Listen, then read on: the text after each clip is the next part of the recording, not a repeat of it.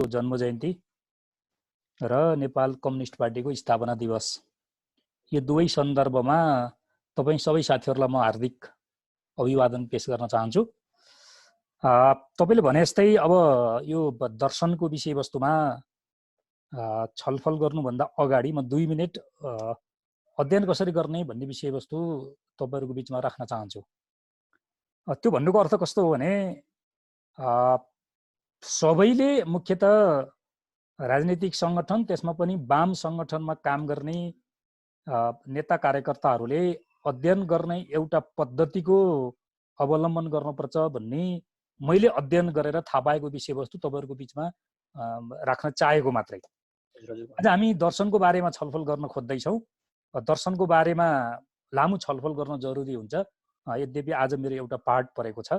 मार्क्सवादका 3 संगठक अङ्गहरू मध्ये एउटा संगठक अङ्गलाई मुख्य अध्ययनको विषयवस्तु बनाउने र अरु 2 संगठक अङ्गहरूलाई चाहिँ आफूलाई चाहिने आधारभूत ज्ञानका निम्ति अध्ययन गर्ने यो अध्ययनको पद्धति हामीले अवलम्बन गर्नुपर्दछ। सक्दा त सबै विषयवस्तुमा विज्ञ बन्दा राम्रो हुन्छ, तर मान्छेको एउटा सीमा के हुन्छ भने सबै विषयवस्तुमा सबै मान्छे विज्ञ बन्न सकिँदैन। त्यसकारण एउटा विषयवस्तुमा विज्ञ हुने गरी अध्ययनलाई अगाडि बढाउने, त्यो आफ्नो रुचिको विषयवस्तु कुन हो, अलिकति बढी चाहिँ मैले त्यसमा लगानी गरे भने प्रतिफल दिन सक्छ भनेर आफूले छान्ने। त्यसपछि बाँकी रहेका अरु विषयवस्तुमा चाहिँ घटनालाई बुझ्ने, वस्तुलाई बुझ्ने, प्रवृत्तिलाई बुझ्नका निम्ति चाहिने ज्ञान आर्जन गर्ने कोणबाट अध्ययन गर्ने पद्धतिलाई अवलम्बन गर्न पर्ला भन्ने मैले तपाईहरुको बीचमा राख्न खोजेको। अब योसँग आजको विषयसँग सम्बन्धित गर्दाखेरि चाहिँ मार्क्सवादका 3 संगठक अङ्ग मध्ये एउटा दर्शनशास्त्र, दोस्रो राजनीतिक अर्थशास्त्र, तेस्रो वैज्ञानिक समाजवाद। अब हामी 100 जना साथीहरु मध्ये 3वटै विषयवस्तुमा विज्ञ हुन पाउँदैनस् भन्ने कुरो त भएन सक्दा फेरि।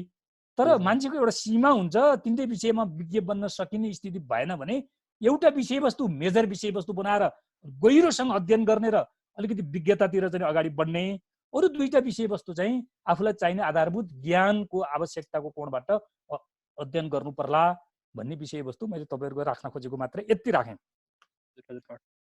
अब ठ्याक्कै अब दर्शनको विषयवस्तुमा प्रवेश गर्दा चाहिँ यो विषयवस्तु असाध्यै जटिल मान्ने गरिएको छ। यो अलि पट्यार लाग्दो पनि, अलि जटिल पनि, बुझिँदैन क्या हो भनेर सितिमिति हामी प्रवेश नगर्ने हाम्रो बीचमा एउटा समस्या छ।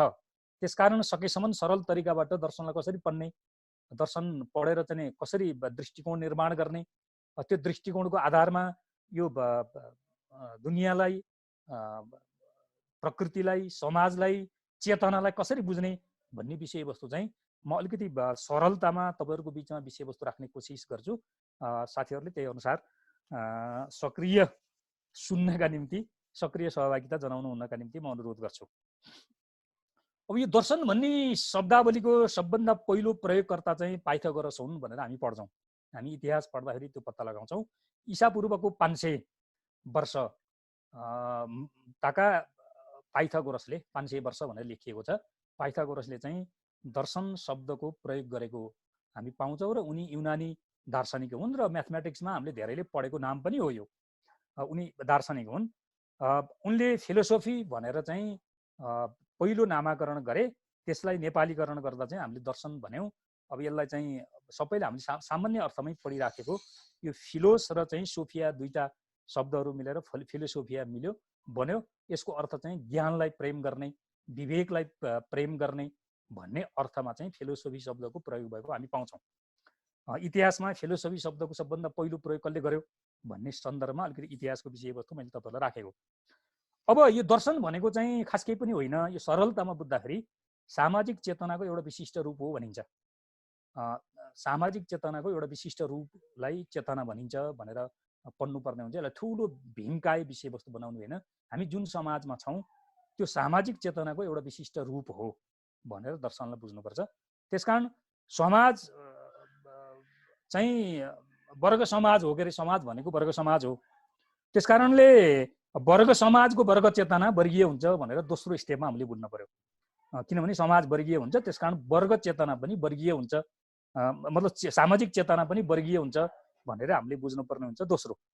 तेस्रो, अब यो वर्गीय समाजमा हरेक वर्गहरूका आफ्ना स्वार्थहरू हुन्छन्। त्यो स्वार्थ हुन्छन् भन्नुको अर्थ चाहिँ तपाईँको उसको आफ्नो विचार हुन्छ, आफ्नो आफ्नो उद्देश्य हुन्छ, त्यो वर्गको आफ्नो चाहिँ मत हुन्छ, सङ्कल्प हुन्छ, सिद्धान्त हुन्छ, दृष्टिकोण हुन्छ। हरेक वर्ग समाजको हरेक वर्गहरूको त्यस्तो आफ्नो हुन्छ, विचार हुन्छ, सिद्धान्त हुन्छ, सङ्कल्प हुन्छ होइन, यो थुप्रै आफ्नो हुन्छ वर्गहरूको। त्यसो गर्दा चाहिँ अब त्यो त्यस्ता चिजहरूको औचित्य पुष्टि गर्ने काम चाहिँ दर्शनले गर्छ।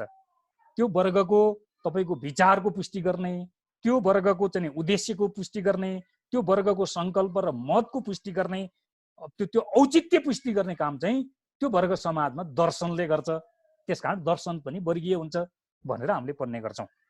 त्यसको चाहिँ हामीले भनेको चाहिँ वर्गीय हुन्छ भन्नुको अर्थ दर्शन निरपेक्ष हुँदैन, यो चाहिँ वर्ग सापेक्ष हुन्छ अथवा यो वर्ग पक्षधर्तामा उभिन्छ दर्शन भनेर चाहिँ हामीले दर्शनलाई बुझ्नुपर्ने हुन्छ। किनभने एउटा दर्शनले सबै वर्गहरूलाई सम्बोधन गर्दैन। वर्गीय चाहिँ पक्षधर्ता दर्शनको चाहिँ आफ्नो अन्तर्वस्तु हुनुपर्छ भनेर दर्शनलाई बुझ्दाखेरि यति चाहिँ शब्दावली अनुसार हामीले बुझ्यौँ भने ठिकै हुन्छ जस्तो लाग्छ मलाई। अब एक वाक्यमा भन्दाखेरि चाहिँ मैले यहाँ एक वाक्य तपाईँहरूलाई सहिलो होला भनेर टिपेर पनि लिएर आएको छु। जगत भनेको विश्व भयो, ब्रह्माण्ड भयो।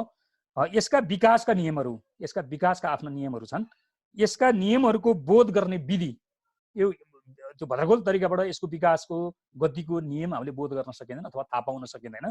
त्यसकारण यो थाहा पाउने विधि र तरिकाहरूको सुसङ्गत ढङ्गबाट चाहिँ विश्व दृष्टिकोण निर्माण गर्नका निम्ति हामीले दर्शनको अध्ययन गर्ने गर्छौँ। मैले यसमा भने विश्वको गति र गतिका नियमहरूको अध्ययन गर्ने सुसङ्गत विधिलाई हामीले दर्शन भनेर बुझ्नुपर्ने हुन्छ। दर्शनको यति परिभाषा भइसकेपछि दर्शन पढेपछि के होला, के प्राप्त हुन्छ भन्दाखेरि दुई तीनटा चारवटा वाक्यमा म तपाईँहरूको बिचमा राख्न चाहन्छु। दर्शन पढिसकेपछि जगत के हो भन्ने कुरो थाहा पाइन्छ, दुनियाँ के हो भन्ने कुरो थाहा पाइन्छ। जगत भनेको यो दुनियाँ के हो भनेर थाहा पाउनका निम्ति दर्शन पढ्नुपर्छ एउटा। दोस्रो, अब यसको विकास कसरी हुन्छ, यो जगतको विकास कसरी भयो, कसरी हुन्छ भन्ने विषयवस्तुहरू थाहा पाउनका निम्ति दर्शनको अध्ययनद्वारा यो विषयवस्तु थाहा पाउन सकिन्छ। जगतमा अथवा यो दुनियाँमा मान्छेको स्थान के हो भन्ने विषयवस्तु थाहा पाउनका निम्ति पनि दर्शनको अध्ययन गर्नुपर्छ। या दर्शनको अध्ययन गरेपछि मानिसहरूको स्थान हामीले चाहिँ थाहा पाउन सक्छौँ। के मानिसले जगतको वास्तविक अध्ययन गर्न र बदल्न सक्छ भन्ने प्रश्नको उत्तर दर्शनले दिन्छ। हामीले वास्तविक अध्ययन गर्न सक्छौँ यो जगतको बारेमा र जगतलाई बदल्न सक्छौँ त भन्ने प्रश्नको उत्तर पनि दर्शन पढिसकेपछि प्राप्त हुन्छ। अब किन सामाजिक जीवनहरूमा परिवर्तनहरू भइराख्छन्, त्यसका पहलुहरू के हुन् अथवा त्यसका चाहिँ खास उत्प्रेरक तत्त्वहरू के हुन् भन्ने विषयवस्तु दर्शन पढेपछि थाहा पाउन सकिन्छ अथवा दर्शनको अध्ययनपछि यो प्रश्नको पनि हामीले उत्तर पाउन सकिन्छ। सामाजिक जीवनका सबैभन्दा राम्रा व्यवस्थाहरू के हुन् भन्ने विषयवस्तुहरू पनि दर्शनको अध्ययनपछि हामीले थाहा पाउन सक्छौँ। किनभने अहिले मैले माथि वर्ग पक्षधर्ताको कुराकानी गरेको थिएँ, यो सामाजिक व्यवस्थाहरू वर्ग पक्षधर्तामा आधारित हुन्छन्। यी आदि प्रश्नहरूको उत्तर खोज्नका निम्ति चाहिँ हामीले दर्शन शास्त्र पढ्नुपर्छ भनिन्छ है। अब जगत के हो, यसको गतिको नियम के हो, जगतमा मानिसको स्थान के हो होइन, यो हामीले वास्तविक यसको अध्ययन गरेर बदल्न सक्छौँ कि सक्दैनौँ, अब सामाजिक जीवनमा परिवर्तन कसरी हुन्छ र सबैभन्दा राम्रो सामाजिक व्यवस्थाहरू के हुन् यो दुनियाँमा भनेर चाहिँ पत्ता लगाउनको निम्ति, थाहा पाउनका निम्ति चाहिँ दर्शन शास्त्रको अध्ययन आवश्यक हुन्छ भनिन्छ। अब यो विषयवस्तु भनिसकेपछि मार्क्सले के भन्नुभएको छ भने एक ठाउँमा चाहिँ आफ्नो समयको बौद्धिक सार तत्त्व चाहिँ दर्शन हो भनेर भन्नुभएको छ। यो किन भन्नुभएको छ भन्नु होला भने दर्शन भनेको चाहिँ कुनै एउटा बुद्धिजीवीले कुनै एउटा अब पढाइको क्षेत्रमा चाहिँ तपाईँको वीर पुरुष भन्नुहोस् या एकाध बौद्धिक चाहिँ फुर्सद मिलेका मान्छेहरू लाइब्रेरीमा बसेर गरिने चाहिँ अध्ययन होइन, दर्शन भनेको त्यस्तो विषयवस्तु होइन भनेर चाहिँ मार्क्सले चाहिँ व्याख्या गर्नुभएको छ। र त्यसको अब निष्कर्षमा उहाँले चाहिँ यो विभिन्न देश र युगहरूमा दर्शनहरूको विकास फरक ढङ्गबाट भएको छ। किनभने त्यहाँको समाजहरूका बिचका अन्तर्विरोधहरू, त्यहाँको उत्पादन सम्बन्ध, उत्पादन पद्धति, यो सबै जो सामाजिक हामीले संरचना भनेर भन्छौँ, त्यो वर्गहरूको चाहिँ विवाद, तिनीहरूको आफ्नो वर्ग चेतना, त्यो सबैको समष्टिगत रूपलाई चाहिँ दर्शन भाव हुनाले अब आफ्नो समयको चाहिँ बौद्धिक सार भनेर मार्क्सले चाहिँ दर्शन शास्त्रलाई चाहिँ परिभाषित गर्नुभएको कुरो म तपाईँहरूको बिचमा राख्न चाहन्छु। अब दर्शन शास्त्रको मौलिक प्रश्न भन्ने चाहिँ मा हामी प्रवेश गर्छौँ। सुनिराख्नु भएको छ है साथीहरूले? सबैको माइक हल्ला नहोस् भनेर ठिक छ। अब दर्शन शास्त्रको मौलिक प्रश्न भन्ने चाहिँ यो दर्शन शास्त्रको महत्त्वपूर्ण पक्ष हो। यो यसको सम्बन्ध चाहिँ मौलिक प्रश्न भनेको चिन्तन र सत्ताको सम्बन्धको प्रश्न दर्शन शास्त्रको चाहिँ मौलिक प्रश्न भनिन्छ। चिन्तन के हो, सत्ता के हो, चिन्तन र सत्ताको बीचको सम्बन्ध के हो भन्ने विषयवस्तु चाहिँ तपाईँको चाहिँ दर्शनको मौलिक प्रश्न हो। त्यसकारण हामीले दर्शन पढ्नुभन्दा पहिला दर्शनको मौलिक प्रश्नको बारेमा अध्ययन गर्नुपर्छ, छलफल गर्नुपर्छ। र यसका दुईटा शब्दावलीहरू भए चिन्तन र सत्ता। चिन्तन भनेको के हो र सत्ता भनेको के हो भन्ने विषयवस्तु हामीले जान्नुपर्दछ र यसको बीचको चाहिँ सम्बन्धलाई अब दर्शन शास्त्रको मौलिक प्रश्न भनिन्छ। अब सत्ता भनेको चाहिँ अस्तित्वमा देखिएका विभिन्न पक्षहरू हुन्छन्, त्यसलाई हामी सत्ता भन्छौँ। जस्तो विश्व भयो, जगत भयो, यस अन्तर्गतको प्रकृति भयो, समाज भयो, यो चाहिँ सत्ताहरूका विभिन्न रूपहरू भए, यसलाई हामी सत्ता भन्छौँ। अस्तित्ववान वस्तुहरू भनौँ न, अस्तित्ववान वस्तुहरू जसलाई हामी सत्ता भन्छौँ, त्यसका विभिन्न रूपहरू हुन्छन्। त्यो रूपहरूमध्ये एउटा विश्व हो, अर्को अब तपाईँको चाहिँ विश्व अथवा जगत अथवा चाहिँ प्रकृति, समाज, यी सबै चाहिँ तपाईँको सत्ताका चाहिँ विभिन्न रूपहरू हुन्। मौलिक प्रश्नसँग जोडिएको एउटा सत्ता। दोस्रो चिन्तन भन्ने हुन्छ, यो चाहिँ चेतनाका विभिन्न रूपहरू। चिन्तनलाई चेतनाका विभिन्न रूपहरू भन्छौँ। जस्तै संवेदना भयो, अनुभूति भयो, इच्छा भयो, सङ्कल्प भयो, अब भावना, विचार, होइन, अवधारणा, सिद्धान्त, दृष्टिकोण, यी चाहिँ सबै चिन्तनका विभिन्न रूपहरू हुन्। त्यसकारण सत्ता र चिन्तनको बीचको सम्बन्ध भनेको चाहिँ यो धेरै ठुलो बहसको विषयवस्तु छ। तपाईँको चाहिँ दर्शन दुई भागमा विभाजित गर्दाखेरि नै यो विषयवस्तु सबभन्दा अगाडि आउँछ। यही विषयवस्तुको आधारमा चाहिँ तपाईँका दर्शनका दुईटा शिविरहरू संसारभरि चाहिँ खडा भएका छन्। यो दुईटा बीचको प्राथमिक वस्तु चाहिँ कुन हो, प्राथमिक तत्त्व चाहिँ कुन हो, पक्ष चाहिँ कुन हो र सहायक कुन हो भन्ने बारेमा संसार दुई भागमा विभाजित छ। यो सत्ता र चिन्तनको प्रश्नसँग जोडिएका विषयवस्तुहरू। त्यसो गर्दाखेरि अब आत्मा र प्रकृति प्राथमिक कुन हो? अब प्रकृति प्रथम हो कि या वस्तु प्रथम हो कि अथवा अर्को त्यसको पक्ष भन्दाखेरि चेतना प्रमुख हो भन्ने विषयवस्तुमा दुई भागमा दुनियाँ विभाजित छ। त्यसरी हेर्दाखेरि चाहिँ हामीले हेर्दाखेरि आत्मा प्राथमिक हो, ईश्वरले विश्वको सृष्टि गरेको छ, या कुनै अलौकिक चाहिँ चिज चाहिँ वस्तुले चाहिँ यसको चाहिँ गति निर्धारण गर्छ, यसको सृष्टि गर्छ, यसको अन्त्य गर्छ भन्ने एउटा चाहिँ तपाईँको प्रश्न छ। त्यो प्रश्नलाई अब त्यो प्रश्नको सिद्धान्तलाई आदर्शवादी हामी सिद्धान्त भन्छौँ, जसले वस्तुलाई नकार्छ अथवा वस्तुलाई पहिलो मान्दैन, चेतनालाई पहिलो मान्छ, होइन। यो सृष्टि गर्ने चाहिँ माथि कतै अब अदृश्य शक्ति छ, ईश्वर छ, त्यो ईश्वरले चाहिँ यो सृष्टि गरेको हुन्छ, संहार पनि त्यसैले गर्छ, होइन, हाम्रो मान्छेको मूल्याङ्कन पनि त्यसैले गर्छ भन्ने एउटा चाहिँ सिद्धान्त छ। त्यसलाई हामी आदर्शवादी सिद्धान्त भन्छौँ। अब अर्को प्रकृतिलाई प्राथमिकता मान्ने, विश्वको सृष्टि आविष्कार कसैले गर्दैन, यो भौतिकवादका नियम अनुसार हुन्छ भनेर मान्ने चाहिँ अर्को सिद्धान्त छ, जसलाई हामी भौतिकवादी सिद्धान्त भन्छौँ, होइन। यो सृष्टि कसैले गर्ने होइन, भौतिकवादका नियमहरू अनुसार चाहिँ यो निर्माण हुने हो, यसको गति निर्धारण हुने हो, यो अगाडि बढ्ने हो।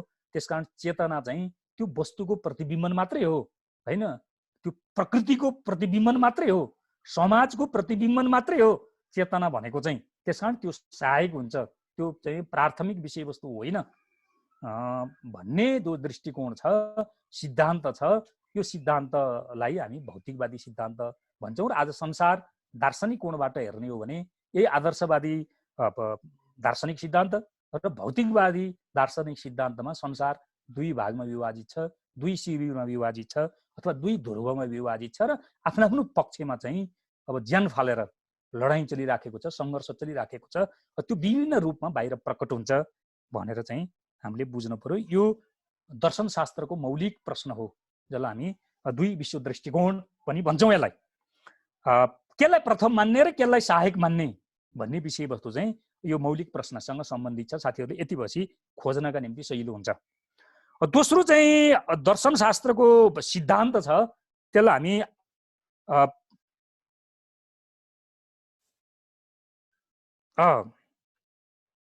अब त्यसपछि हामी कहाँ जान्छौँ भने यो भइहाल्यो होइन। यो पढिसकेपछि अब यसको धेरै लामो व्याख्या छ होइन। तपाईँको आदर्शवादका पनि विभिन्न हाँगाहरू छन्। तपाईँको चाहिँ वस्तुनिष्ठ आदर्शवाद भन्छ, त्यसपछि व्यक्तिनिष्ठ आदर्शवाद भन्छ, त्यसपछि भौतिकवादका पनि विभिन्न चाहिँ हाँगाहरू छन्। त्यो हाँगाहरूको बारेमा चाहिँ पछि आफैले खोजेर चाहिँ अब अध्ययन गर्ने प्रक्रिया होला। हामीले यति बुझ्नु पर्यो कि यो दर्शनशास्त्रको मौलिक प्रश्नले दुई विश्व दृष्टिकोणको अब व्याख्या गर्छ। एउटा विश्व दृष्टिकोणले तपाईँको चाहिँ अदृश्य वस्तुहरूलाई, अदृश्य शक्तिहरूलाई अथवा चाहिँ त्यसको चेतनालाई प्रमुख मान्छ र चाहिँ यो जगतको चाहिँ सृष्टि तिनी देवताले गर्छन्, ईश्वरले गर्छन्, तिनीले सञ्चालन गर्छन् भन्ने दृष्टिकोण राख्दछ। यो आधारभूत प्रश्न भयो एउटा। अर्को चाहिँ होइन, त्यसो होइन, यो चाहिँ यो दुनियाँको गति भौतिकवादका नियमअनुसार हुन्छ। पदार्थ पहिलो हो, वस्तु पहिलो हो, त्यसका चाहिँ प्रतिबिम्बनहरू चाहिँ चेतनामा पर्ने हो। त्यसकारण यो चाहिँ भौतिक वस्तुहरूलाई प्राथमिक मान्नेलाई भौतिक सिद्धान्त मानिन्छ भनिसकेपछि यो चाहिँ मौलिक प्रश्नसँग सम्बन्धित यति बुझ्नुभयो भने अब अरू चाहिँ हामीले खोजेर पढ्न सकिन्छ भन्ने म तपाईँहरूको बिचमा राख्न चाहन्छु। अब यसरी दुई भागमा विभाजित हुने सन्दर्भमा चाहिँ अब हामीले अलिकति बढी अब आदर्शवाद पनि पढ्नुपर्छ, किनभने आदर्शवाद नपढिकन भौतिकवाद पूर्ण रूपमा बुझ्न सकिँदैन। भौतिकवाद झन् पढ्न परिहाल्यो। त्यसले चाहिँ एउटा प्रकारको मार्क्सवादी विश्व दृष्टिकोण निर्माण गर्ने आधारभूत प्रश्न भयो। त्यसकारण चाहिँ अब विभिन्न म पछाडि आउँछु त्यसलाई। विभिन्न वैज्ञानिकहरूले चाहिँ अब सीमा मतलब दार्शनिकहरूले चाहिँ सीमाहरू सहितका आफ्ना दृष्टिकोणहरू इतिहासमा राख्दै आएछन् र दर्शनको विकास भएको हामी अब देख्छौँ। त्यसो गर्दाखेरि चाहिँ अब विश्वको विकास प्रक्रिया अथवा दर्शनको चाहिँ अब यो मौलिक प्रश्न पछाडि हामी दर्शनको चाहिँ पद्धतिको बारेमा छलफल गर्नुपर्ने हुन्छ। यसको निश्चित पद्धति छ, यसको अध्ययन गर्ने पद्धति छ मौलिक प्रश्न पछाडि। त्यो पद्धति भनेको चाहिँ एउटा द्वन्द्ववाद हो र अर्को अधिभूतवाद हो। यो दुईटा पक्ष चाहिँ यो दर्शनको पद्धतिसँग जोडिन्छ र हामीले अनिवार्य मौलिक प्रश्नपछि यो पद्धतिमा प्रवेश गर्नुपर्ने हुन्छ। अब यो पद्धति भनेको चाहिँ विश्वको विकास प्रक्रिया र यसका नियमहरूको अध्ययन गर्ने हो। त्यो पद्धतिले विश्वको विकासको प्रक्रिया के छ, यसका अध्ययनका नियमहरू के हुन्, चिन्तन प्रणाली कस्तो छ, अब यसका चाहिँ भनेर यसको चाहिँ अध्ययन गर्नुपर्छ। यसका चाहिँ मुख्यतः दुईवटा पक्षहरू छन्, दुईवटा पद्धतिहरू छन्। एउटा द्वन्द्ववाद, अर्को अधिभूतवाद। अब अधिभूतवाद भनेको साथीहरूले बुझ्नुहुन्छ वस्तुभन्दा अलिक टाढा होइन, अब विज्ञानभन्दा अलिक पर, अलिक टाढा, त्यसलाई अधिभूतवाद भन्छ। वस्तुभन्दा अलिक टाढा होइन, जसले वस्तुवादी ठ्याक्क दृष्टिकोण निर्माण गर्न सक्दैन। वस्तुभन्दा टाढा भइसकेपछि, विज्ञानभन्दा टाढा भइसकेपछि र त्यो टाढाको रूपमा बुझिसक्ने दृष्टिकोणलाई, त्यो पद्धतिलाई अधिभूतवाद भनेर हामी पढ्छौँ। अब अर्को द्वन्द्ववाद छ। द्वन्द्ववाद भनेको चाहिँ बहसको कला पनि भन्छ त्यसलाई होइन, गति र परिवर्तनको चाहिँ नियम पनि भन्छ त्यसलाई, द्वन्द्ववादलाई गति र परिवर्तनको। अर्को यो वस्तुभित्रको गतिको अध्ययन गर्ने मुख्यतः द्वन्द्ववाद। वस्तुभित्र एउटा गति हुन्छ, त्यो गतिको अध्ययन गर्ने अब चाहिँ नियमलाई चाहिँ हामी द्वन्द्ववाद भन्छौँ। यी दुईटा विपरीत हुन्। द्वन्द्ववाद र अधिभूतवाद विपरीत शब्दावलीहरू हुन्, पदावलीहरू हुन्। त्यो एकले अर्कोलाई निषेध गर्ने कोसिस गरिराखेको हुन्छ। अब यो तपाईँको चाहिँ द्वन्द्ववादले बहसको चाहिँ कला भनिन्छ, गति र चाहिँ परिवर्तनको चाहिँ यसले अध्ययनको माग गर्छ भनिसकेपछि त्यसको विपरीत के हुने भयो त अधिभूतवाद भन्दा यसले स्थिर र गतिहीन पक्षको परिकल्पना गर्छ अथवा त्यसको पक्ष पोषण गर्छ। अब तपाईँको चाहिँ यो विभिन्न छन्, जस्तो चीनको चाहिँ ताओ दर्शन भन्छ, नेपालको चाहिँ बुद्ध दर्शन भन्छ। यो चाहिँ द्वन्द्ववादी दर्शन भनेर हामीले पढ्छौँ दर्शनको इतिहास पढ्दा। अब यो अधिभूतवादी दर्शन चाहिँ भारतको अद्वैतवादी वेदान्त दर्शन भन्छ, जसले चाहिँ वस्तुलाई स्थिर रूपमा बुझ्छ, एकपक्षीय रूपमा बुझ्छ र परिवर्तनहीन रूपमा बुझ्छ चाहिँ तपाईँको चाहिँ वेदान्त दर्शनहरूले। जो अधिभूतवाद हुन्छ, वस्तुसँग नजिक हुँदैन, वस्तुभन्दा धेरै टाढा हुन्छ भनेर बुझ्नु पर्यो। यो चाहिँ दर्शन शास्त्रको अध्ययन पद्धतिको मैले कुराकानी गरेँ, द्वन्द्ववाद र अधिभूतवाद। अब तेस्रो पक्ष चाहिँ दर्शनको वर्ग पक्षधरता हुन्छ। समाज वर्गमा मैले सुरुमा पनि भनेको थिएँ, समाज वर्गमा विभाजित हुन्छ, वर्गका आफ्ना स्वार्थ र दृष्टिकोणहरू हुन्छन्। अब यो यिनीहरू चाहिँ त्यही अनुसार चाहिँ दुई भागमा विभाजित हुन्छन्। भौतिकवाद, त्यसको अर्को पक्ष हुन्छ आदर्शवाद, द्वन्द्ववाद हुन्छ, त्यसको अर्को पक्ष हुन्छ चाहिँ अधिभूतवाद। तपाईँको चाहिँ वर्गीय वैचारिक चाहिँ यी दुईटाको बिचमा वर्गीय र वैचारिक सङ्घर्ष चाहिँ तीव्रतामा चलिराखेको हुन्छ। त्यो दर्शनको वर्गीय पक्षधारताको प्रश्न हो। यति भनिसकेपछि अब अलिकति हामी यसको ठ्याक्कै व्यावहारिक प्रयोगमा जाने हो भने चाहिँ समाजमा वर्गहरूको बिचको सङ्घर्ष चाहिँ आदिम साम्यवादी समाजलाई छोडिदिने हो भने यतातिर चाहिँ जम्मै चाहिँ वर्ग सङ्घर्षको इतिहास हो, मानव समाजको विकासको इतिहास भनेको चाहिँ वर्ग सङ्घर्षको इतिहास हो भनेर हामी देख्छौँ। त्यो सबै चरणहरूलाई हामीले हेर्ने हो भने तपाईँले भोलि अर्को क्लासमा पढ्ने भन्ने छ, ऐतिहासिक भौतिकवाद भन्ने शीर्षक, त्यसमा यो प्रश्न हुन्छ। यसले चाहिँ समाजको गतिशील पक्षको पक्षपोषण गर्ने चाहिँ भौतिकवादको रूपमा जन्मिएको छ। अब समाजको चाहिँ प्रतिगामी चाहिँ चेतनाको प्रतिनिधित्व गर्ने चाहिँ अब यो आदर्शवाद चाहिँ उभिएको छ। यो त सायद तपाईँहरूले भोलिको कक्षामा पढ्नुहुन्छ। यो युरोपको अब यो हामी अब इतिहासमा आउँछौँ। यति भइसकेपछि अब इतिहास सामान्य यसको मूल प्रश्न, मौलिक प्रश्न, यसको अध्ययनको पद्धति र दर्शनको चाहिँ वर्ग पक्षधरताको यति तीनवटा विषयवस्तु पढिसकेपछि अब हामी चाहिँ अलिकति सरसर्ती दर्शनको इतिहासको बारेमा हामी पढ्छौँ। दर्शनको उत्पत्ति खासमा दास मालिक युगमा भयो भनिन्छ, त्यहाँभन्दा अगाडि दर्शन भन्ने थिएन। दास मालिक युगको दर्शन सबैभन्दा पुरानो दर्शन हो अथवा पहिलो दर्शन हो। त्यसलाई प्राचीन युगको दर्शन भनेर भनिन्छ। दास मालिक युगलाई दर्शनको कोणबाट अध्ययन गर्दा चाहिँ त्यसलाई प्रारम्भिक युग भनिन्छ र त्यसलाई त्यो युगको चाहिँ दर्शनलाई प्राचीन दर्शन भनेर चाहिँ परिभाषित गरिएको छ।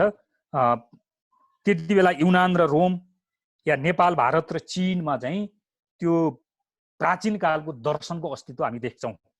जो दास मालिक युग थियो त्यो समाज विकासको दोस्रो चरण हो। तपाईँको आदिम साम्यवाद पछाडिको समाज विकासको चाहिँ दोस्रो चरण हो त्यो। त्यति बेला दर्शनको उत्पत्ति भएको पाउँछौँ।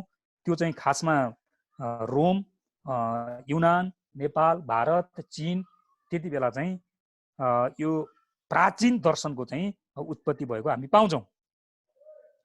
अब यो युनानी दर्शनमा चाहिँ भौतिकवादीहरूको सुरुमा अलिकति बढी बोलावाला भएको देखिन्छ र त्यो पछि अलिकति पछि मात्रै अब आदर्शवाद त्यहाँनिर तानिएको हामी देख्छौँ। इतिहास पढ्दाखेरि भौतिकवादी दर्शन सुरुमा देखा पर्छ, त्यसपछि आदर्शवादी दर्शन त्यसपछि देखा पर्छ। यो दुईटाको बिचमा भीषण सङ्घर्ष हुन्छ र भौतिकवादीहरूको अलिकति बढी बोलबाला त्यो प्राचीन चाहिँ दर्शन जो युनानमा थियो त्यहाँ चाहिँ अलिकति भौतिकवादीहरूको चाहिँ बोलबाला देखिन्छ। जस्तो म तपाईँहरूलाई दुई तीनवटा उदाहरणहरू राख्न चाहन्छु। वायुलाई पहिलो मान्ने युनानी दर्शन थिए, जो वायु भनेको वस्तु भयो। अनि आगोलाई पहिलो मान्ने, अनि त्यसपछि परमाणुलाई पहिलो मान्ने। त्यसको आधारमा चाहिँ तपाईँको चाहिँ ज्ञानका स्रोत चाहिँ अब वायु हो, आगो हो, परमाणु हो भनेर चाहिँ व्याख्या गर्ने दर्शन चाहिँ युनानमा त्यति बेला शक्तिशाली थियो।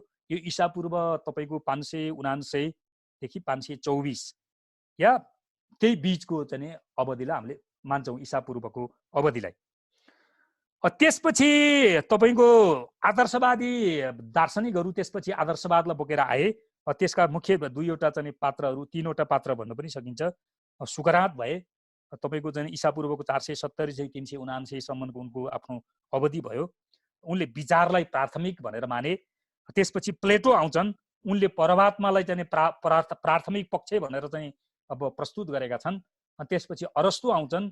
अरस्तुले चाहिँ अब पदार्थ र ईश्वर दुईटै चिजलाई चाहिँ समदुरीमा राखेर अध्ययन गर्न खोजेका छन्, जसलाई समन्वयवादी दार्शनिक पनि भनेर भनिन्छ अरस्तुलाई।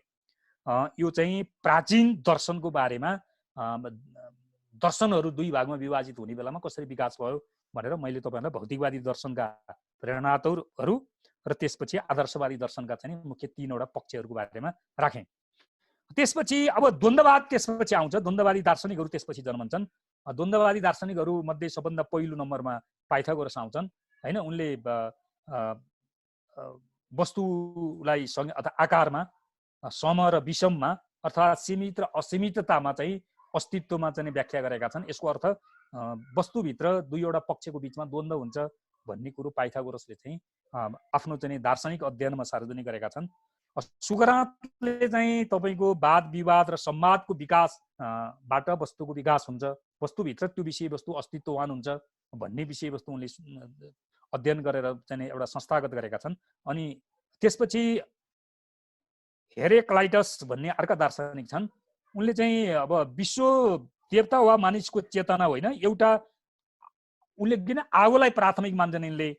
यो विश्वमा प्राथमिक देवता पनि होइन, मान्छेको देवताले रचना गर्ने पनि होइन, यो आगो हो सबभन्दा चाहिँ मुख्य पक्ष भनेर उनले चाहिँ त्यो आगोलाई वस्तु मानेर चाहिँ आगो एउटा समय एकदम बढेर जान्छ, अर्को समय अलिकति निभेको जस्तो हुन्छ, त्यो निरन्तर अगाडि जान्छ भनेर चाहिँ उनले त्यहाँ भनिराखेका छन्। र यसरी चाहिँ द्वन्द्ववादीहरू चाहिँ द्वन्द्ववादी दर्शन चाहिँ युनानी दर्शनमा हामी देख्छौँ। अब यसको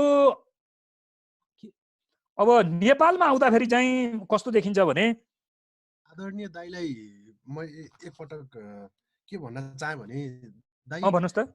हामीलाई आनन्दले पढाइदिँदा हुन्छ दाइ, हामीसँग टाइम छ दाइ। हजुरले चाहिँ पढाउने कुरामा चाहिँ समय भएको कारणले गर्दाखेरि आनन्दले पढाइदिँदाखेरि खास फरक पर्दैन दाइ। 40 मिनट गइसक्यो, यहाँ अलिकति पनि भयो। ठिक छ, तपाईँले त्यति भन्नुभयो, ठिक छ। अब नेपालमा चाहिँ यो दर्शन कसरी प्रारम्भमा कसरी देखियो होला, कसरी दर्शनको विकास भयो होला भनेर हेर्दाखेरि चाहिँ नेपालमा यो पितृगण समाजको विकासदेखि सामन्तवादको उदय हुनु पूर्व यो दुईटा अवधिलाई चाहिँ एउटा अब सीमारेखा मानिएको छ। पितृगण राज्यको भन्दाखेरि यो चाहिँ अब यो समाज विकासका चरणहरू पढ्नुपर्छ हामीले। यो पितृगण समाज कहिले थियो र सामन्तवादको उदय कहिले भयो भनेर चाहिँ त्यो पढ्नुपर्ने हुन्छ। त्यसका थुप्रै किताबहरू पनि छन्, त्यो अर्को सन्दर्भमा छलफल गरौँला। तर अहिले यति सम्झौँ कि समाज विकासका विभिन्न चरणहरूमध्ये नेपालमा चाहिँ पितृगण समाजको विकासदेखि सामन्तवादको उदयको हुनु पूर्व नेपालमा दर्शनको प्रारम्भ भयो भनिन्छ। त्यो त्यति बेला हेर्दाखेरि चाहिँ नेपालका दार्शनिकहरू कपिललाई मानिन्छ, गौतम बुद्धलाई मानिन्छ। यी त्यति बेलाका दर्शनहरू हुन्। पुराना दर्शनहरू मध्येका तपाईँको चाहिँ युनानका चाहिँ तपाईँको चाहिँ दर्शन जति पुरानो हो, नेपालको दर्शन अथवा पूर्वीय दर्शन पनि त्यति पुरानो हो भनेर चाहिँ नेपालको यो आधारलाई मानिन्छ हैन। त्यो भनेको चाहिँ कस्तो भन्दा गौतम बुद्ध कपिलहरूको चाहिँ नाम त्यहाँनिर आइराखेको हुन्छ। अब नेपालमा चाहिँ प्राचीन नेपालमा दर्शनका 3 धारा भनेर चाहिँ हामी इतिहासमा पढ्न पाउँछौँ। 3वटा धाराहरू चाहिँ मुख्य रूपमा अस्तित्वमा देखिन्छन्। एउटा भौतिकवादी धारा, अर्को आदर्शवादी धारा, तेस्रो चाहिँ दुई बीचको चाहिँ समन्वय गर्ने समन्वयवादी धारा। 3टा धाराहरू हामी देख्छौँ। त्यो मध्ये भौतिकवादी धाराको प्रतिनिधित्व दार्शनिक कपिलले गर्छन् नेपालको सन्दर्भमा।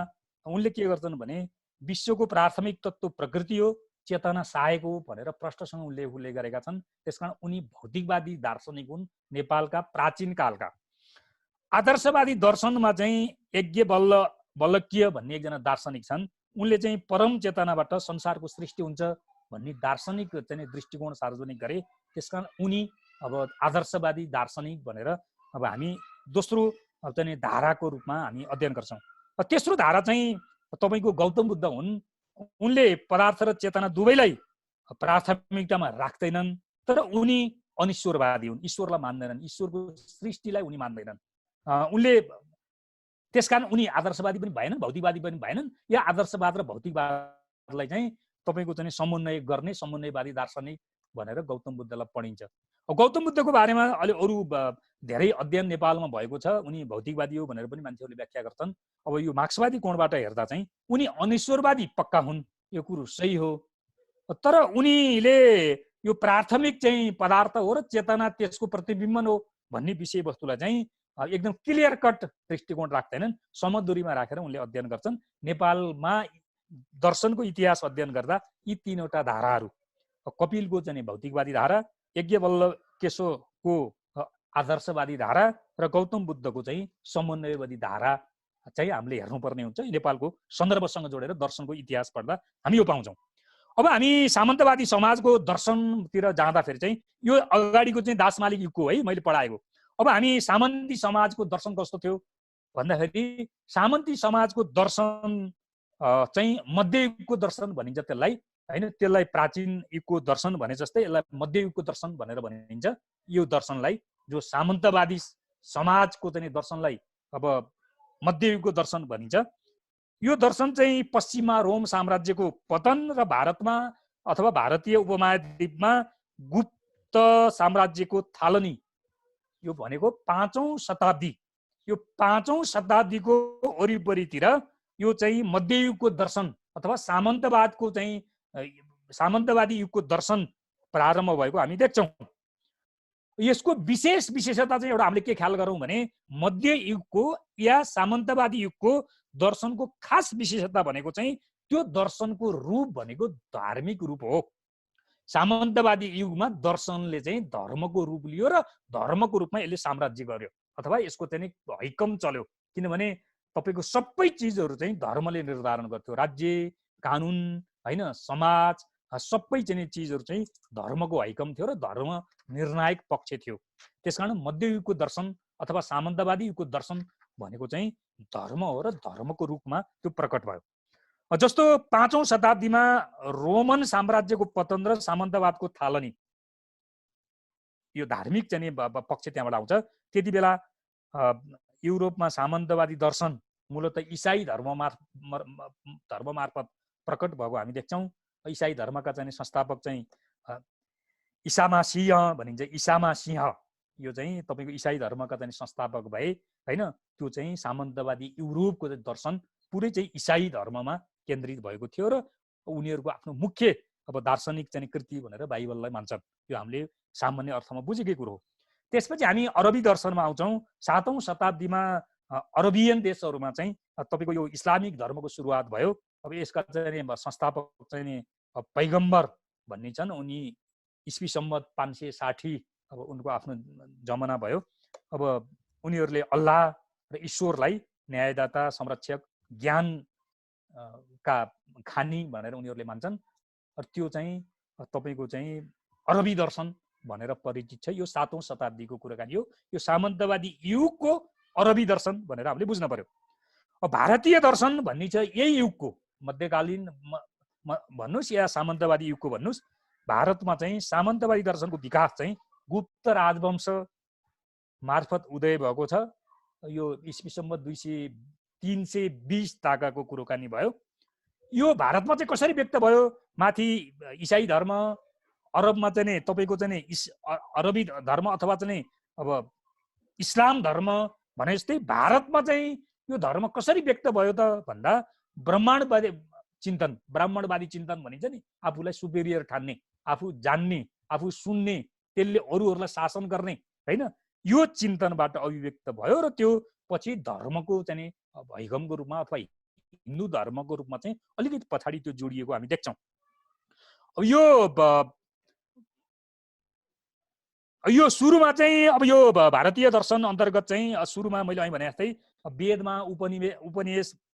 उपनिषद अनि त्यसपछि धर्मशास्त्रमा आधारित दर्शन भयो। पछि त्यो चाहिँ बिस्तारै हिन्दू धर्मतिर हामी तानिएको देख्छौँ। इतिहासको अध्ययन गर्दा हामी थाहा पाउँछौँ। र यसका भारतीय दर्शनका मुख्य पात्र माथि हामीले चाहिँ भने जस्तै अब हिन्दू धर्मसँग जोडेर आउँदा चाहिँ शङ्कराचार्य चाहिँ यसका मुख्य अब अगुवा हुन्, नेता हुन् भारतीय दर्शनको कुराकानी गर्दा भन्ने आउँछ।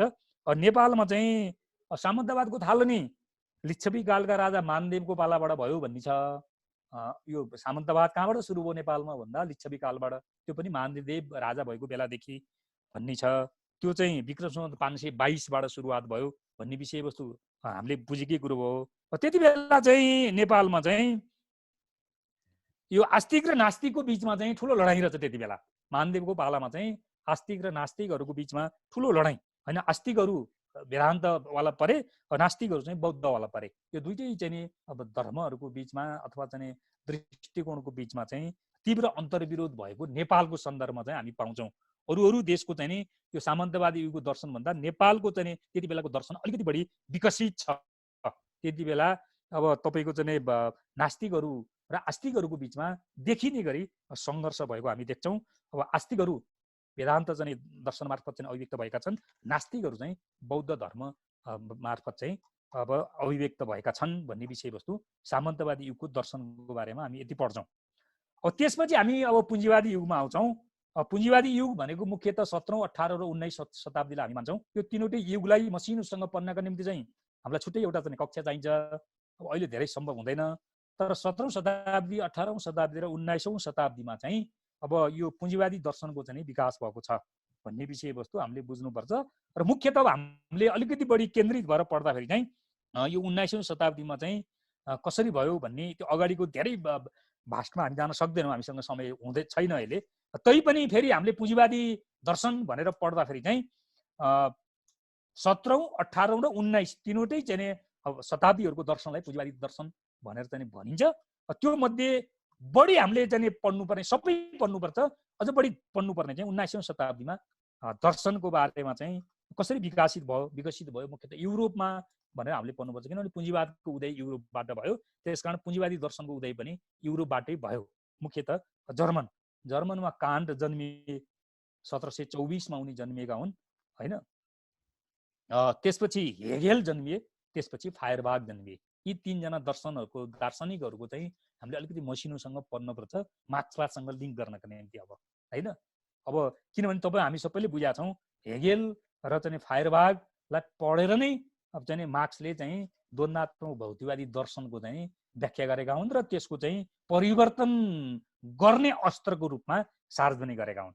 त्यसमा मैले साथीहरूलाई अहिले यहाँ विशेष रूपले कहाँ राख्छु भने कान्टलाई अध्ययन गर्नुपर्छ, हेगेललाई अध्ययन गर्नुपर्छ, फायरबागलाई अध्ययन गर्नुपर्छ। यो तीनवटा पक्षलाई अध्ययन गरिसकेपछि बल्ल हामी मार्क्सवादी दर्शनमा प्रवेश गर्ने एउटा मजबुत आधार हामीले निर्माण गर्न सक्छौँ। अब कान्ट आदर्शवादमा आधारित समन्वयवादी दार्शनिक भनिन्छ। मैले तपाईँहरूको बिचमा यति राख्छु, पदार्थको स्वतन्त्र अस्तित्व मान्छन् उनले, होइन। कान्टले पदार्थको स्वतन्त्र अस्तित्व मान्छन्, मान्छेको मनभन्दा बाहिर यो आफ्नो अस्तित्वमा हुन्छ पदार्थ भन्ने कुरो उनले मान्छन्। तर कुरो के छ भने वस्तु जगतलाई चाहिँ उनी अब जान्न सकिँदैन, यो ज्ञेय छैन, होइन, अज्ञेय छ भन्छन्, जान्न सकिँदैन, रहस्यमय छ भन्छन्। त्यसो गर्दाखेरि चाहिँ यो कान्ट आदर्शवाद उन्मुख भौतिकवाद अथवा आदर्शवाद, अन्तिममा आदर्शवादी हुन्छन् कान्ट। त्यसपछि हेगेल छन्, कान्टको अयज्ञवाद, थाहा पाउन सकिँदैन प्रकृतिलाई, वस्तुलाई भन्ने विषयवस्तुको विरोध गर्छन् हेगेलले। र वस्तु जगतलाई यो जान्न सकिन्छ, बुझ्न सकिन्छ, अध्ययन गर्न सकिन्छ भन्ने विषयवस्तु चाहिँ उनले सार्वजनिक गर्छन्। हेगेलको यो मौलिक प्रस्तावना हो, होइन।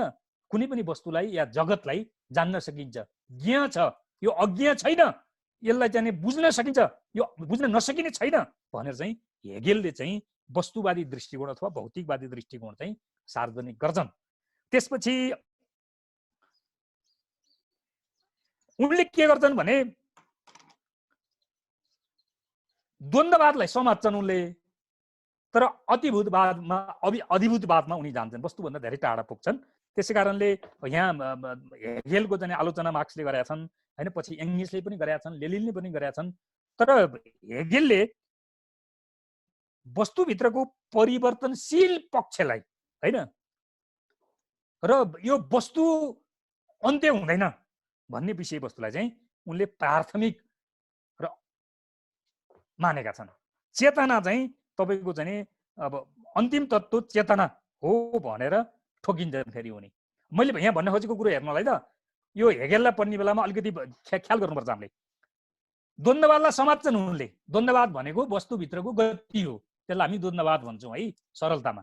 द्वन्द्ववाद भनेको वस्तुभित्रको गति हो, त्यो गतिलाई हेगेलले स्वीकार गर्छन्, त्यसकारण उनी द्वन्द्ववादी हुन् अथवा द्वन्द्ववादका अब ऊ हुन्। तर त्यो अन्तिममा उनी कहाँ गएर ठोकिन्छन् भने यो चेतनाले चाहिँ वस्तुको निर्धारण गर्ने ठाउँमा पुग्छन्, जसको कारणले गर्दा उनी भौतिकवादी हुँदैनन्। एउटा यो पक्ष बुझ्न पर्यो। त्यसपछि त्योसँगै अब फायरबाग आउँछन्। उनले के भन्छन् भने भौतिकवादलाई उनले समात्छन्, पदार्थलाई प्राथमिक मान्छन्, उनले ईश्वरको विरोध गर्छन्, चेतनाको विकास चाहिँ फेरि चेतनाको विकास चाहिँ पदार्थबाट हुन्छ भन्छन्। यो हामीले અહીં सुरुमा पढेको भौतिकवादसँग सम्बन्धित विषयवस्तु भयो। त्यसकारण हेगेल द्वन्द्ववादी भए, भौतिकवादी भएनन्। फायरबाग चाहिँ के भए? भौतिकवादी भए। तर उनले के भन्छन् भने अब यो नैतिकताको कुरोलाई धर्मसँग जोड्छन् र चाहिँ अन्धवादमा उनी फस्छन्। त्यसो गर्दा उनले चाहिँ वस्तुभित्रको गतिलाई हैन, वस्तुभित्रको चाहिँ दुईटा विपरीत तत्त्वहरूको गति र त्यो अस्तित्वलाई चाहिँ स्वीकार गर्दैनन्। त्यसकारण उनी भौतिकवादी हुँदाहुँदै पनि तपाईको चाहिँ द्वन्द्ववादी हुन सक्दैनन्। त्यसकारण हेगेल र फायरबागलाई अध्ययन गरेर मार्क्सवादी दर्शन चाहिँ जन्मियो हामी भन्छौँ।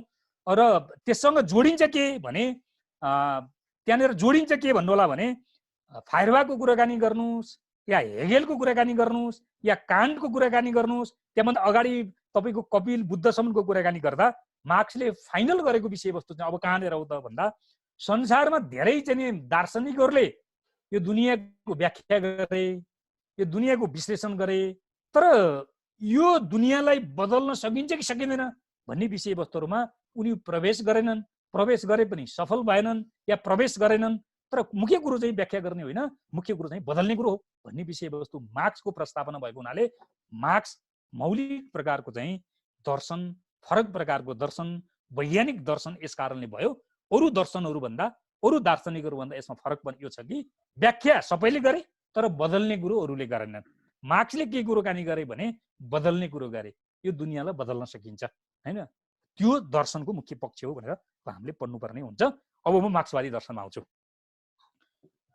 अब मार्क्सवादी दर्शन भनिसकेपछि त्यसको ओभरअल रूप हामीले हेर्ने हो भने द्वन्द्वात्मक भौतिकवाद र ऐतिहासिक भौतिकवाद मिलेपछि मार्क्सवाद हुन्छ है। बल्ल हामी तपाईले भनेको सुरुमा साथीले भनेको विषयवस्तुमा हामी आयौँ। एकदमै दाइ सुन्दाछौँ दाइ, एकदमै आनन्दले सुन्दाछौँ है दाइ। ल ठिक छ। अब यो द्वन्द्वात्मक भौतिकवाद र ऐतिहासिक भौतिकवादको दुईटा भइसकेपछि बल्ल त्यो समग्र हुन्छ र त्यो समग्र मार्क्सवाद हो। अब ऐतिहासिक भौतिकवाद तपाईहरुले भोलि पढ्नुहुन्छ, त्यो मार्क्सवादको एउटा पार्ट हो। मार्क्सवादको अर्को पार्ट हो द्वन्द्वात्मक भौतिकवाद हो। द्वन्द्ववाद र भौतिकवादको बारेमा सामान्य परिचय हामीले माथि गरे पनि अब हामी अलिकति त्यसलाई गहिरो गरी अध्ययन गर्छौँ। यो द्वन्द्वात्मक भौतिकवाद र ऐतिहासिक भौतिकवाद इक्वल टु मार्क्सवाद भनेर हामीले बुझ्नुपर्ने हुन्छ। अब मार्क्सवादका तीन संगठक अङ्गहरू हुन्छन् भनेर मैले त सुरुमै भने है। यो कुरो दर्शन, मार्क्सवादी दर्शन पढ्दाखेरि अनिवार्य पढ्नुपर्छ। तीन संगठक अङ्गहरू हुन्छन्। एउटा दर्शनशास्त्र हो, अर्को अर्थशास्त्र हो, अर्को समाजवाद हो, वैज्ञानिक समाजवाद भन्छौँ। त्यो मध्येको दर्शनशास्त्र एउटा सांगठिक मतलब अङ्ग, एउटा पक्ष भयो। तीनवटा पक्ष मध्येको एउटा पक्ष भयो। तीन संगठक अङ्ग मध्येको एउटा अङ्ग दर्शनशास्त्र हो। एउटा यो बुझ्नु पर्यो। त्यसपछि मार्क्सवादका चाहिँ मार्क्सवादी दर्शन या मार्क्सवादी सिद्धान्त जन्मनका तीनवटा आधार भनेर पढ्नुपर्छ हामीले।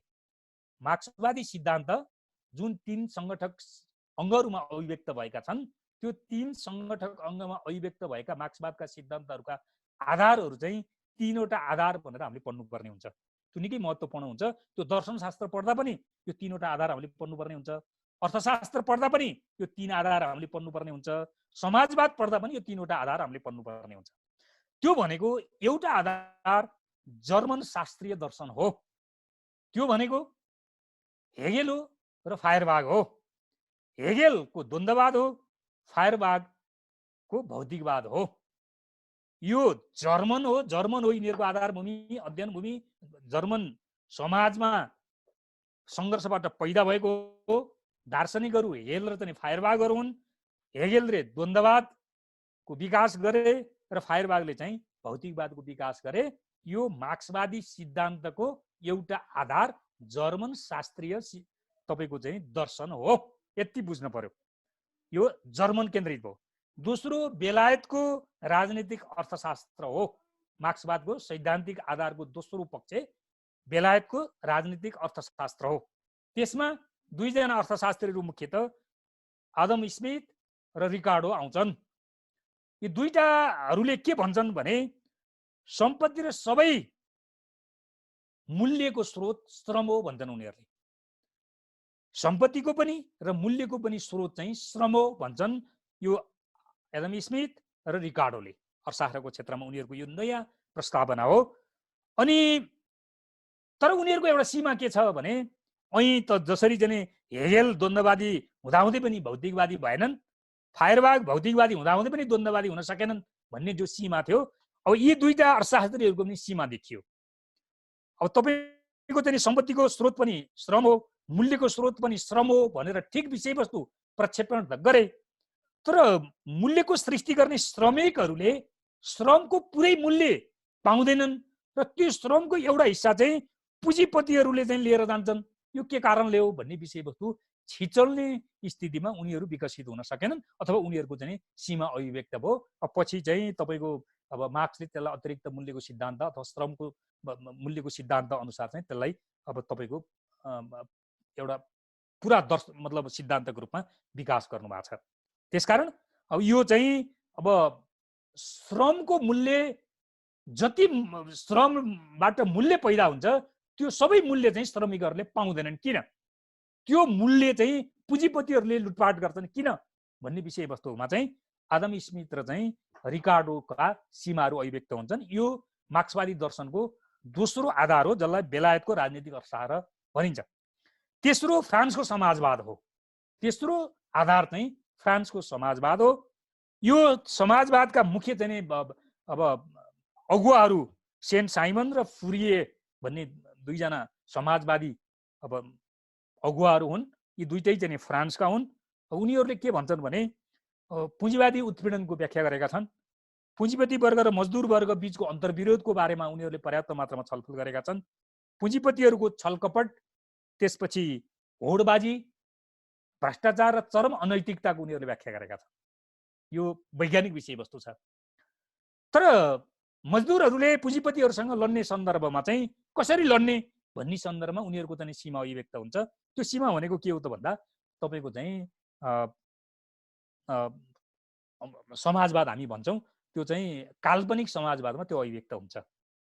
त्यसकारण वैज्ञानिक समाजवाद त्यसपछि जन्मिएको। तिनीहरूको सीमाको अध्ययन गरेर वैज्ञानिक समाजवाद जन्मिएको। काल्पनिक समाजवादले के भन्छ त भन्दा पुँजीपति वर्गलाई खुसी बनाएर पुँजीपति वर्गसँग साझेदारी गरेर चाहिँ समाजवाद ल्याउने भन्ने उनीहरूको चाहिँ एउटा प्रकारको कल्पना हुन्छ, एउटा प्रकारको चाहिँ हाइपोथेसिस हुन्छ। त्यसलाई हामी काल्पनिक समाजवाद भन्छौँ र काल्पनिक समाजवादले मजदुरहरूको पक्षमा काम गर्न सक्दैन, त्यसकारण वैज्ञानिक समाजवाद चाहिन्छ भन्ने अर्को प्रस्तावना चाहिँ मार्क्स एङ्गल्सले अब विकास गर्नुभएको चिज। यो तीनवटा आधारमा मार्क्सवादी सिद्धान्तको विकास भयो। त्यो मार्क्सवादी सिद्धान्तको विकास मध्येको एउटा पाटो चाहिँ अब हामी दर्शनमा प्रवेश गर्छौँ। अब त्यो मार्क्सवादी दर्शनको एउटा पक्ष भनेको द्वन्द्वात्मक तथा ऐतिहासिक भौतिकवाद, त्यही विषयवस्तु हो। द्वन्द्वात्मक यसलाई हामी राजनीतिक शब्दावलीमा भन्नुहोस् अथवा तपाईँ हामीले बुझ्ने चाहिँ कुराकानी गर्दाखेरि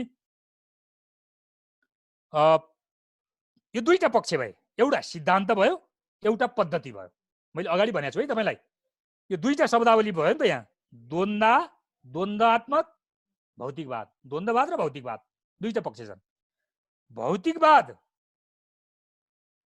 सिद्धान्त हो, द्वन्द्ववाद पद्धति हो। यति कुरो बुझ्नु होला है। म यसको अलिकति व्याख्या गर्छु अहिले।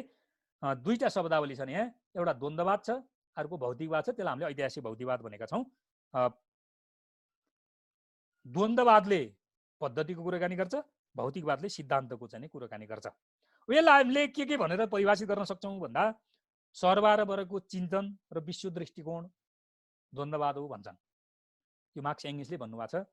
सर्वहाराको चिन्तन र विश्व दृष्टिकोणको नाम द्वन्द्वात्मक तथा ऐतिहासिक भौतिकवाद भनेर मार्क्सले परिभाषित गर्नुभएको छ। त्यसको चाहिँ सारमा यो किन फरक छ, अरू दर्शनहरूभन्दा फरक किन छ, मौलिक किन छ, वैज्ञानिक किन छ भन्दा अरू दार्शनिकहरूले विश्वको व्याख्या मात्रै गरे, मार्क्सवादले चाहिँ विश्वलाई परिवर्तन गर्ने कुरो, त्यसलाई बदल्ने कुराकानी गर्यो। त्यसकारण यो चाहिँ मौलिक छ, फरक छ, वैज्ञानिक छ भन्ने विषयवस्तु यो द्वन्द्वात्मक तथा ऐतिहासिक भौतिकवाद पढेपछि हामी थाहा पाउँछौँ। यो भौतिकवाद, म द्वन्द्ववाद पछाडि आउँछु। भौतिकवादको कुराकानी गर्दा चाहिँ मैले અહીં माथि भने यो पदार्थलाई पहिलो मान्ने र त्यो पदार्थको प्रतिबिम्बन हामीले जसलाई चेतना भन्छौँ, पदार्थको चाहिँ हाम्रो चाहिँ मनमा पर्ने प्रतिबिम्बन, त्यसलाई चाहिँ चेतना भनिन्छ अथवा त्यसलाई हामी विचार पनि भन्छौँ हैन। त्यो चेतना या विचार चाहिँ वस्तुको प्रतिबिम्बनको रूपमा मान्ने सिद्धान्त भौतिकवाद हो। यति एक वाक्य, सरल वाक्यमा है, चेतना पहिलो होइन, पदार्थ पहिलो हो, वस्तु पहिलो हो हैन।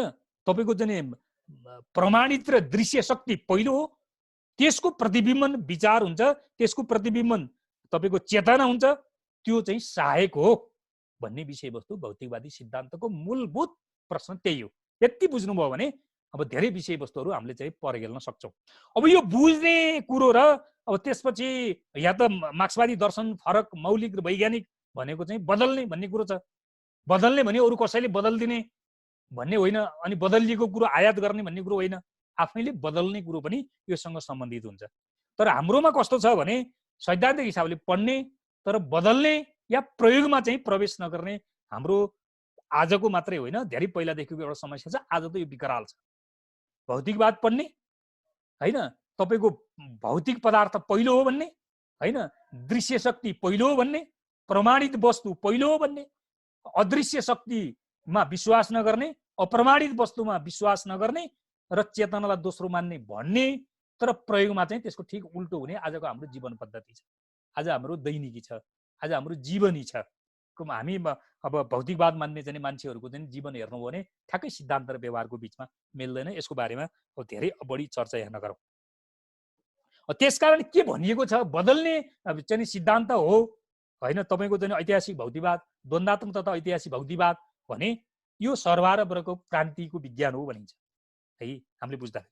दोस्रो कम्युनिस्ट पार्टीको विश्व दृष्टिकोण हो भनिन्छ। यो विश्व दृष्टिकोणको आधारमा वस्तुलाई बुझ्ने, वस्तुको व्याख्या गर्ने, वस्तुलाई बदल्ने त्यो दृष्टिकोण हो भनिन्छ।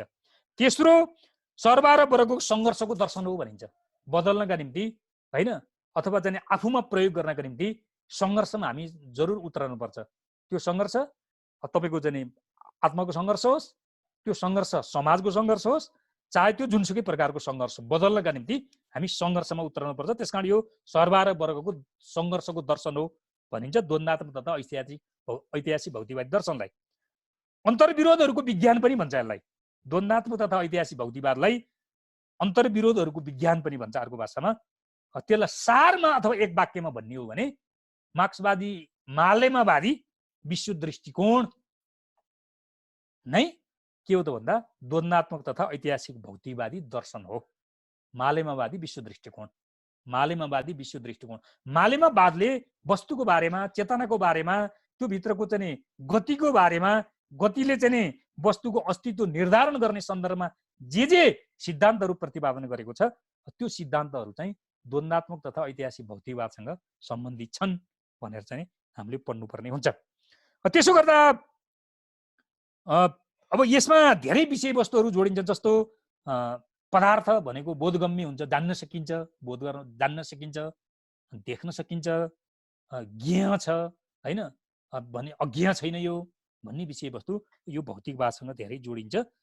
यो यसका चाहिँ थुप्रै प्रवर्गहरू छन्। त्यसपछि अब अर्को चाहिँ अब हामी अब द्वन्द्ववादमा आउँछौँ। द्वन्द्ववादको अर्को मतलब यो मार्क्सवादी दर्शनको चाहिँ द्वन्द्ववाद भन्ने एउटा शब्दावलीलाई मात्र हामीले चाहिँ हेरेर जोडेर हेर्ने हो भने यसलाई द्वन्द्ववादका 3वटा नियम भनेर हामीले अध्ययन गर्नुपर्ने हुन्छ। द्वन्द्ववादका 3वटा मुख्य नियमहरू छन्। त्यो एउटा विपरीतहरूको एकता र सङ्घर्षको नियम, दोस्रो मात्राको गुण र गुणको मात्रामा रूपान्तरणको नियम, तेस्रो चाहिँ निषेधको निषेध नियम। यी 3वटा चाहिँ द्वन्द्ववादका खास नियमहरू हुन्। यो मार्क्सवादी दर्शन अथवा चाहिँ द्वन्द्वात्मक तथा ऐतिहासिक भौतिकवादसँग अध्ययन गर्दाखेरि यी 3वटा नियमहरूको हामीले अनिवार्य नियमहरू अध्ययन गर्नुपर्छ। जस्तो विपरीतहरूको एकता र सङ्घर्ष भन्नुको अर्थ चाहिँ कुनै पनि वस्तुमा विपरीत तत्त्वहरू हुन्छन्, ती विपरीत तत्त्वहरूको बिचमा सङ्घर्ष हुन्छ, त्यो सङ्घर्षले त्यो वस्तुको अस्तित्व कायम गर्छ भन्ने यो नियमको खास अन्तर्वस्तु हो। त्यो त्यो अन्तर सङ्घर्ष रहेन, त्यो विपरीत तत्त्वहरूको बीचमा सङ्घर्ष भएन भने त्यो वस्तुको अस्तित्व समाप्त हुन्छ। यो यो यो यो दार्शनिक चाहिँ यो नियमले यसको व्याख्या यसरी गर्छ।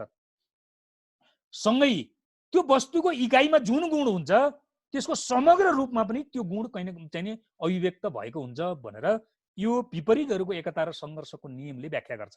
जस्तो एउटा परमाणुमा हामी जे गुण पाउँछौँ त्यसको चाहिँ तपाईँको यो जगतमा पनि त्यही गुण हामी पाउँछौँ, अथवा जगतमा जे हामी गुण पाउँछौँ त्यसको सानो इकाइ भनेको परमाणु हो, त्यो परमाणुमा पनि हामीले त्यो गुण पाउँछौँ भन्ने विपरीतहरूको एकता र चाहिँ सङ्घर्षको चाहिँ नियमले त्यसको चाहिँ अब अध्ययन गराउँछ।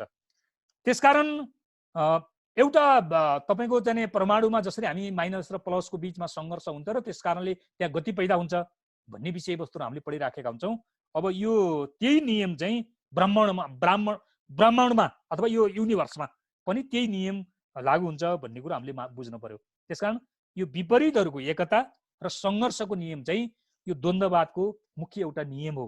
विपरीत तत्त्वहरू हुन्छन्, विपरीत तत्त्वहरूको बीचमा सङ्घर्ष हुन्छ र त्यो सङ्घर्षले त्यो तत्त्वको अस्तित्व निर्धारण गर्छ। विपरीतहरूको एक चाहिँ सङ्घर्ष सिद्धिको दिनमा वस्तुको अस्तित्व समाप्त हुन्छ भन्ने विषयवस्तु यसको मुख्य पक्ष हो। त्यसपछि मात्राको गुणमा र गुणको मात्रामा चाहिँ परिवर्तनको नियम भन्ने छ। यसले चाहिँ यो वस्तुको विकासको स्वरूपको व्याख्या गर्छ है। यो दोस्रो गुण जो छ मात्रा र चाहिँ गुणको कुरो, यसले चाहिँ विकासको स्वरूपको व्याख्या गर्छ। यो नियमले यसले के गर्छ भने पदार्थ र चेतनाको बीचको फरक छुट्याउने माध्यमको रूपमा यसले काम गर्छ है। यो मात्रात्मक परिवर्तन र गुणात्मक परिवर्तनको नियमले पदार्थ र चेतनाको बीचको चाहिँ फरक छुट्याउने माध्यमको काम गर्छ। हामीले यो बुझ्नुपर्ने हुन्छ। गुणमा परिवर्तन हुनासाथ वस्तुको अस्तित्व परिवर्तन हुन्छ। जब गुणात्मक परिवर्तन हुन्छ त्यसपछि वस्तुको अस्तित्व परिवर्तन हुन्छ। यो भौतिक विज्ञान पढ्ने साथीहरूले बुझिराखेको विषयवस्तु हो, यसको धेरै व्याख्या गर्न पर्दैन हैन। तर यो भौतिक मतलब मात्रात्मक परिवर्तन छुट्याउन गाह्रो हुन्छ, सकिँदैन। तर गुणात्मक परिवर्तन चाहिँ छुट्याउन सकिन्छ, छुट्याउन सक्नुपर्छ हैन। त्यो नै गुणात्मक परिवर्तन हो भनेर हामीले हेर्नुपर्ने हुन्छ, यसको अन्तर छुट्याउनु पर्ने हुन्छ। त्यसकारण मात्रात्मक परिवर्तन र गुणात्मक परिवर्तनको नियम हो। जस्तो गुणात्मक परिवर्तन गर्नका निम्ति चाहिँ सचेतन पक्षको चाहिँ मुख्य भूमिका हुन्छ। सामाजिक विज्ञानको हिसाबले हेर्ने हो भने भन्ने विषयवस्तु चाहिँ हामीले यहाँ छुटाउनु हुँदैन। जस्तो तपाईँको पुँजीवादी व्यवस्थाका विरुद्ध समाजवादी व्यवस्था स्थापना गर्नका निम्ति चाहिँ अब चाहिँ सर्वहाराको सचेत प्रयत्न हैन भयो भने के हुन्छ त भन्दा त्यो छिटो चाहिँ गुणात्मक परिवर्तनमा रूपान्तरित हुन्छ, पुँजीवादी समाजवादी समाजमा रूपान्तरित हुन सक्छ। त्यो मात्राबाट गुणमा भएको परिवर्तन भनेर हामीले मान्नुपर्ने हुन्छ। अर्को तेस्रो नियम चाहिँ निषेधको नियम छ।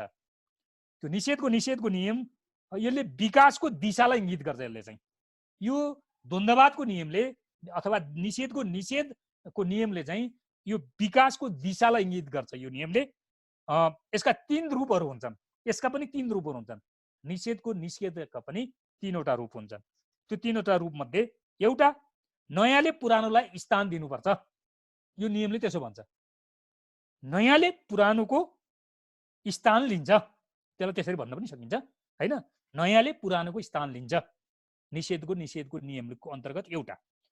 निषेध नियम अन्तर्गतको दोस्रो, विकासको एउटा अवस्थाले अर्को अवस्थालाई ठाउँ छान्नुपर्छ। विकासको एउटा अवस्थाले अर्को अवस्थालाई ठाउँ छान्नुपर्छ, दोस्रो। तेस्रो, पुरानोबाट नयाँमा संक्रमण हुन्छ। पुरानोबाट नयाँमा संक्रमण हुन्छ, त्यो पुरानो बसिराख्दैन। यसका तीनवटा रूपहरू निषेधका रूपहरू भए। यो कुरो चाहिँ तपाईहरुले हामीले साधारण उदाहरण यहाँ धेरै ठाउँमा उदाहरण दिने गरिएको छ। एउटा वस्तुको अस्तित्व सुरु हुन साथ त्यो वस्तुको निषेध प्रक्रिया पनि सुरु हुन्छ भनिन्छ क्या। अस्तित्वको सुरुवात हुने बित्तिकै निषेध पनि त्यहाँ कहीँ न कहीँ उपस्थिति हुन्छ। म अन्तिमतिर आइराखेको छु। अब हुन्छ भन्ने विषयवस्तु चाहिँ यसमा हुन्छ। त्यसो गर्दा जस्तो हामी यसले उदाहरणको निम्ति म शैलीसँग तपाईलाई बुझाउनको निम्ति एउटा मकैको गेडालाई उदाहरण दिन चाहन्छु। मकैको गेडा रोपिसकेपछि बिरुवा भन्छ र त्यो मकैको गेडालाई त्यसले निषेध गर्छ। तर त्यो मकैको गेडा उम्रने प्रक्रियासँगै तपाईको के हुन्छ त भन्दा त्यसको अस्तित्वसँगै तपाईको निषेधको प्रक्रिया त्यहाँ सुरु भइराखेको हुन्छ के हैन। बिरुवाले तपाईको गेडालाई निषेध गर्ने प्रक्रिया पनि त्यहाँ सुरुवात भइराखेको हुन्छ। रुख बन्छ, रुख बनिसकेपछि त्यसले फल दिन्छ, फल दिइसकेपछि रुखको निषेध हुन्छ हैन। रुख निषेध भइसकेपछि फल दिन्छ, त्यो फल धेरै मात्रामा हुन्छ। त्यो चाहिँ के हुन्छ त भन्दा एउटा गेडाबाट एउटा घोवा हुन्छ, त्यहाँ सयौं गेडाहरू फल्छ, त्यो चाहिँ गुणात्मक परिवर्तन हुन्छ त्यो हैन। त्यो गुणात्मक परिवर्तन हुन्छ भन्ने विषयवस्तु हामीले बुझ्नुपर्ने हुन्छ। त्यो चाहिँ द्वन्द्ववादका तीनवटा नियमहरू हैन, विपरीतहरूको एकता र सङ्घर्ष, मात्रा र गुणमा र गुणको मात्रामा परिवर्तन, निषेधको नियमलाई हामीले यसरी बुझ्नुपर्ने हुन्छ भन्ने विषयवस्तु मैले तपाईँहरूको बिचमा राखेँ। अब तपाईँले भौतिकवादको बारेमा चाहिँ यो समाज विकासका चाहिँ चरणहरूको बारेमा अध्ययन गर्ने हो। त्यसको चाहिँ तपाईँको उत्पादन शक्ति र उत्पादन सम्बन्धको बारेमा चाहिँ अध्ययन गर्ने हो। त्यो तपाईँले भोलि अध्ययन गर्नुहुनेछ। त्यसमा अब म यहाँ अन्तिममा तपाईँहरूलाई राख्दाखेरि अन्तिममा चाहिँ प्रकृति, त्यसपछि समाज र चिन्तनका गतिका नियमहरू अध्ययन गर्ने। मैले तीनवटा शब्दावली प्रयोग गरेँ, प्रकृति, समाज र चिन्तन। यो तीनवटा प्रकृति, समाज र चिन्तनका चाहिँ यो यिनको गतिहरूको नियम अध्ययन गर्ने विज्ञान दर्शन हो। त्यो दर्शनलाई हामी मार्क्सवादी दर्शन भन्छौँ। मार्क्सवादी दर्शन द्वन्द्वात्मक ऐतिहासिक भौतिकवादको रूपमा अभिव्यक्त हुन्छ। त्यो भनेको चाहिँ खासमा हामीले चाहिँ ख्याल गर्नुपर्ने कुरो चाहिँ म दुई वाक्यमा तपाईँहरूलाई विषयवस्तु राख्छु। एउटा, वस्तु र चेतना बीचको सम्बन्ध, केलाई पहिलो मान्ने केलाई दोस्रो मान्ने भन्ने विषयवस्तु निर्धारण गर्छ। भौतिकवादले के गर्छ त भन्दा चेतना सहायक हो, वस्तुको प्रतिबिम्बन हो, वस्तु चाहिँ प्राथमिक हो, भौतिकवादले यो भन्छ। त्यसको ठिक विपरीत दर्शन अर्को के छ भने चेतनालाई मुख्य मान्छ, त्यो चेतनाले चाहिँ वस्तु निर्धारण गर्छ भन्छ, अथवा त्यो चेतनाको चाहिँ स्रोत चाहिँ ईश्वर हो भन्छ हैन। त्यो ईश्वरले नै यो चाहिँ तपाईको चाहिँ पदार्थको हैन पृथ्वीको चाहिँ सृष्टि गर्छन्, सञ्चालन गर्छन् भन्छ। त्यो चाहिँ आदर्शवाद हो, त्यो भौतिकवाद विरोधी दर्शन हो है। हामीले भौतिकवाद र आदर्शवादमा त्यहाँ विभेद गरेर अथवा फरक गरेर त्यसरी बुझ्नुपर्ने हुन्छ। भौतिक वस्तुलाई पहिलो मान्ने र त्यसको प्रतिबिम्बनलाई सहायक मानेर अध्ययन गर्ने पद्धति भौतिकवादी दर्शन हो। यति एक वाक्य बुझियो हुन्छ। अब यो हाम्रो जीवनमा लागू गर्ने सन्दर्भमा चाहिँ अब हामी कहाँ समस्या छ कि किन समस्या छ म तपाईँलाई एउटा हाम्रो जीवनमा कति साथीहरू जानेर या नजानेर हामी प्रयोग गरेर राखेका हुन्छौँ, त्यहाँ फसिराखेका हुन्छौँ। हामी हाम्रो मुख्यतः छोराछोरीहरूले, मुख्यतः छोराहरूले बाबाआमा बित्दाखेरि चाहिँ त्यो काजगृहमा बस्ने हुन्छ कि त्यसपछि हरेक वर्ष हामी श्राद्ध गर्छौँ र त्यो पिण्ड लडाउने प्रक्रिया चलिराखेको हुन्छ। हामी अदृश्य वस्तुमा विश्वास गर्दैनौँ, दृश्य वस्तुमा मात्रै विश्वास गर्छौँ।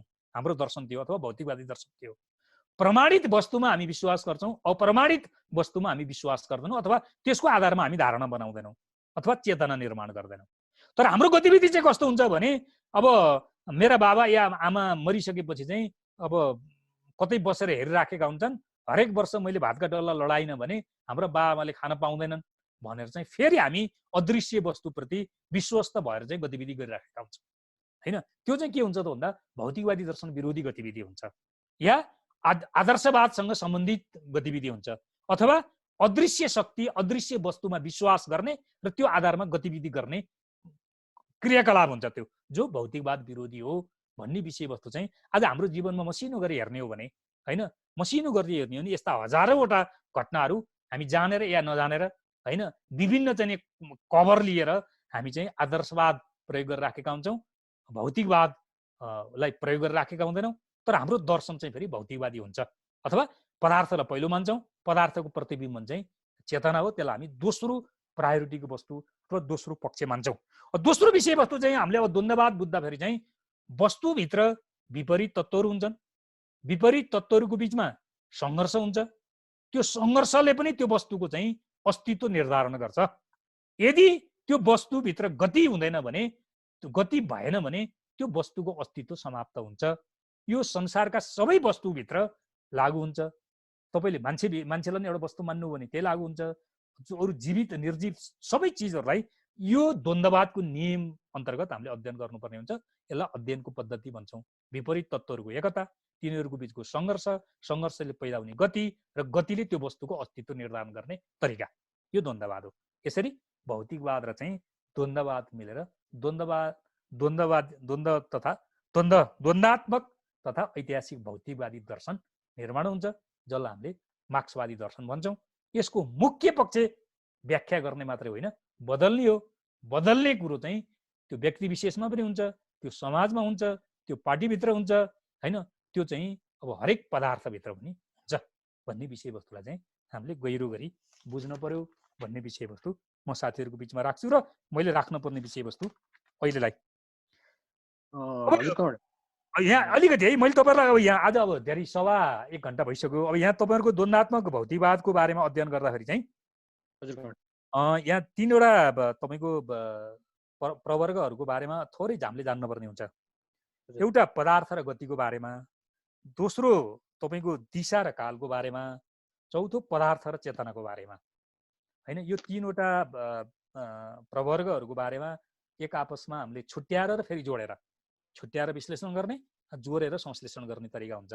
हामीले चाहिँ द्वन्द्वात्मक भौतिकवाद अध्ययन गर्दा चाहिँ अनिवार्य रूपमा तपाईँको चाहिँ पदार्थ र गतिको बारेमा, दिशा र कालको बारेमा, पदार्थ र चेतनाको बारेमा चाहिँ हामीले अध्ययन गर्नुपर्ने हुन्छ। अब अहिले चाहिँ मैले तपाईँहरूलाई यसको अध्ययन गर्नुपर्छ भन्ने विषयवस्तु मात्रै तपाईँहरूको बिचमा राख्न सकेँ र मैले मेरा भनाइहरू टुङ्गेँ। हुन्छ हुन्छ हस्कौँड, मलाई सुनिरहनु भएको छ? सुनेको छु। यहाँ केही प्रश्नहरू आएको छन्, अब हामी प्रश्न उत्तर दोस्रो उसमा जान्छौँ। हजुर। नवीन मिश्रले क्वेसन गर्नु भएको छ, हामी यस्तो राष्ट्रमा छौँ कि धार्मिक सहिष्णुताले उत्प्रोत छौँ, संस्कार र संस्कृतिमा पनि धनी छौँ, हामी विभिन्न मान्यता मान्छौँ, हामी भगवान देवी देवतालाई धेरै मान्यता दिन्छौँ, जुन ठिक त्यो विपरीत मार्क्सको भौतिकवाद अनुसार राजनीति एउटा बाटोमा अनि समाज अर्को बाटोमा छ। अब यस्तो समस्याबाट हामी गुज्रिएको छौँ कि यसले नेपालमा मार्क्सवादी विचारको दुर्घटना हुन सक्ला भन्न सकिन्न र चिन्ता र प्रश्न गर्नु भएको छ उहाँले। होइन, अब यो विषयवस्तु चाहिँ निकै गम्भीर विषयवस्तु हो र संवेदनशील पनि हो फेरि है। साथीले भनेको जस्तै एकातिर भौतिकवाद, अर्कोतिर धार्मिक समुदायहरूको बाक्लो उपस्थिति या बाहुल्यता। यो मैले संवेदनशील यसकारण भनेको छु कि राजनीतिमा बल प्रयोगको सिद्धान्त जति ग्राह्य हुन्छ, धर्म र संस्कृतिमा बल प्रयोगको सिद्धान्त त्यति ग्राह्य हुँदैन, होइन। यो एकदमै लामो प्रक्रिया, मनोविज्ञान, होइन, भावना, त्यो आस्था, थुप्रै विषयवस्तुहरू त्यहाँ केन्द्रित भएका हुन्छन्। हो यसको छोटोमा हामीले बुझ्दा चाहिँ के गर्नुपर्ने हुन्छ भने भौतिकवादीहरूलाई हामी अब एक हिसाबले मार्क्सवादी भन्छौँ र मार्क्सवादीहरूलाई हामी कम्युनिस्ट पनि भन्ने गर्छौँ। यसका 3वटा पक्षलाई हामीले ख्याल गर्नुपर्ने हुन्छ। पहिलो कुरो, भौतिकवाद दर्शन मान्ने मान्छेहरूको बिचमा मात्रै पार्टी बनाउनु पर्यो। कुरो बुझ्नु हो नि। अब मान्न चाहिँ अध्यात्मवाद मान्ने या आदर्शवाद मान्ने, त्यो चाहिँ भौतिकवादी दर्शनको गाइडलाइन अनुसार चल्ने कम्युनिस्ट पार्टीको नेतृत्व तहमा ल्याउनु भएन, पहिलो कुरो। दोस्रो कुरो, समाजको बिचमा भौतिकवाद र आध्यात्मवादको बिचको फरक के हो, यसका फाइदा के हुन्, यसका बेफाइदा के हुन्, यो मान्दा के सही हुन्छ, यो मान्दा के असही हुन्छ भन्ने विषयवस्तुहरू पार्टी सङ्गठन मार्फत, नेता कार्यकर्ताहरू मार्फत पहिला आफू प्रशिक्षित भएर जनताहरूको बिचमा बिस्तारै भौतिकवादी दृष्टिकोण अनुसार प्रशिक्षणहरू चलाउनु पर्छ र उहाँहरूलाई भौतिकवादी दृष्टिकोणमा विकसित गर्नुपर्छ। यो एकैचोटि हुँदैन, यसले लामो प्रक्रियाको माग गर्छ। दोस्रो विषयवस्तु। तेस्रो विषयवस्तु चाहिँ योसँग सम्बन्धित 3वटा वाक्य छन् भन्छु नि मैले। वाक्य छन् भन्नुको अर्थ कस्तो हो भने, पहिलो, जनतालाई धार्मिक स्वतन्त्रता हुनुपर्छ, होइन। धार्मिक स्वतन्त्रता हुन्छ किनभने सबै मान्छेहरू भौतिकवाद मान्दैनन् कुनै पनि देशका, होइन।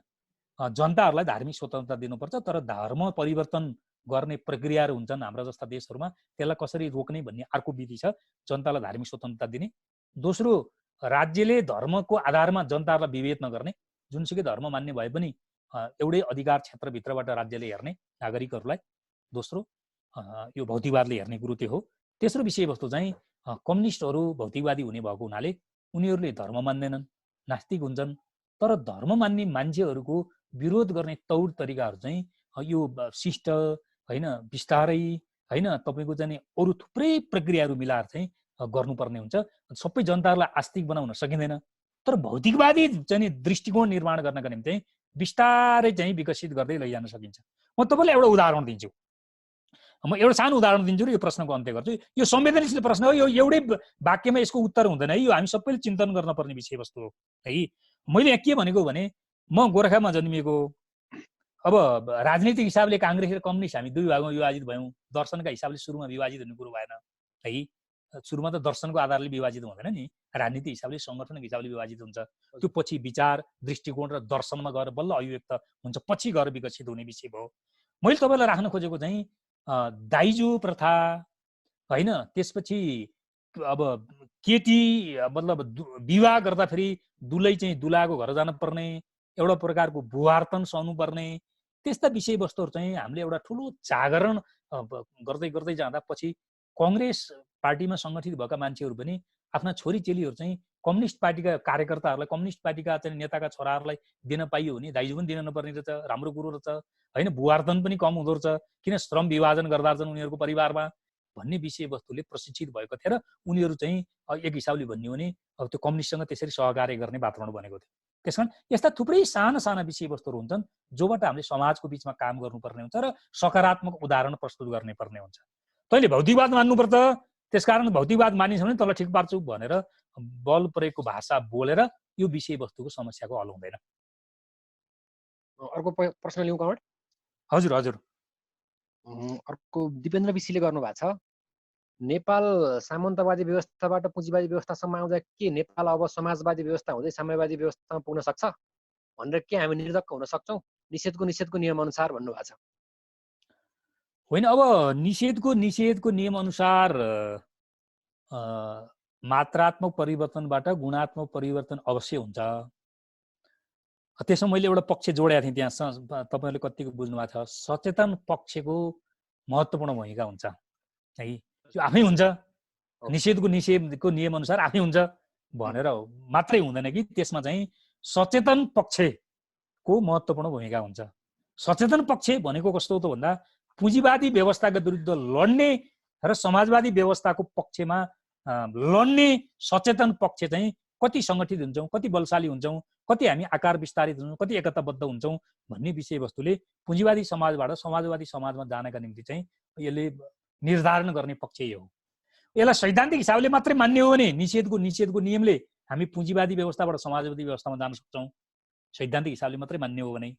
तर यसलाई फेरि व्यवहारसँग त्यो सिद्धान्तलाई जोड्ने हो भने समाजवाद पक्षधरहरूले या पुँजीवाद विरोधी पक्षहरूले सचेतनालाई कति सङ्गठित गर्न सक्छन्, कति वैज्ञानिकरण गर्न सक्छन्, कति त्यसलाई समाजमा चाहिँ अप्लाई गर्न सक्छन् र त्यसलाई सङ्गठित गर्न सक्छन् भन्ने विषयवस्तु चाहिँ अर्को निर्णायक तत्त्व भएको हुनाले यसको सचेतन पक्षको सङ्गठित रूपले समाजवादको यात्रालाई सकारात्मक या नकारात्मक हिसाबले प्रभावित गर्छ। त्यसकारण अब हाम्रो आजको दायित्व के हो चाहिँ भन्दा सचेतन पक्षलाई सङ्गठित गर्ने, बलशाली बनाउने चाहिँ अब हाम्रो चाहिँ प्रमुख पक्ष हुनुपर्छ। त्यसो भयो भने निषेधको नियमलाई अब हामीले चाहिँ व्यवहारिक हिसाबले पनि कार्यान्वयन गर्न सकिन्छ भन्ने विषयवस्तु हामीले बुझ्नु पर्ला। नवीन शर्माले सोध्नु भएको छ, नेपाली विशिष्टतामा मार्क्सवादको विकासले मात्र नेपाली कम्युनिस्ट आन्दोलनको स्थिति सुदृढ गर्छ त दाइ भन्नुभएको छ?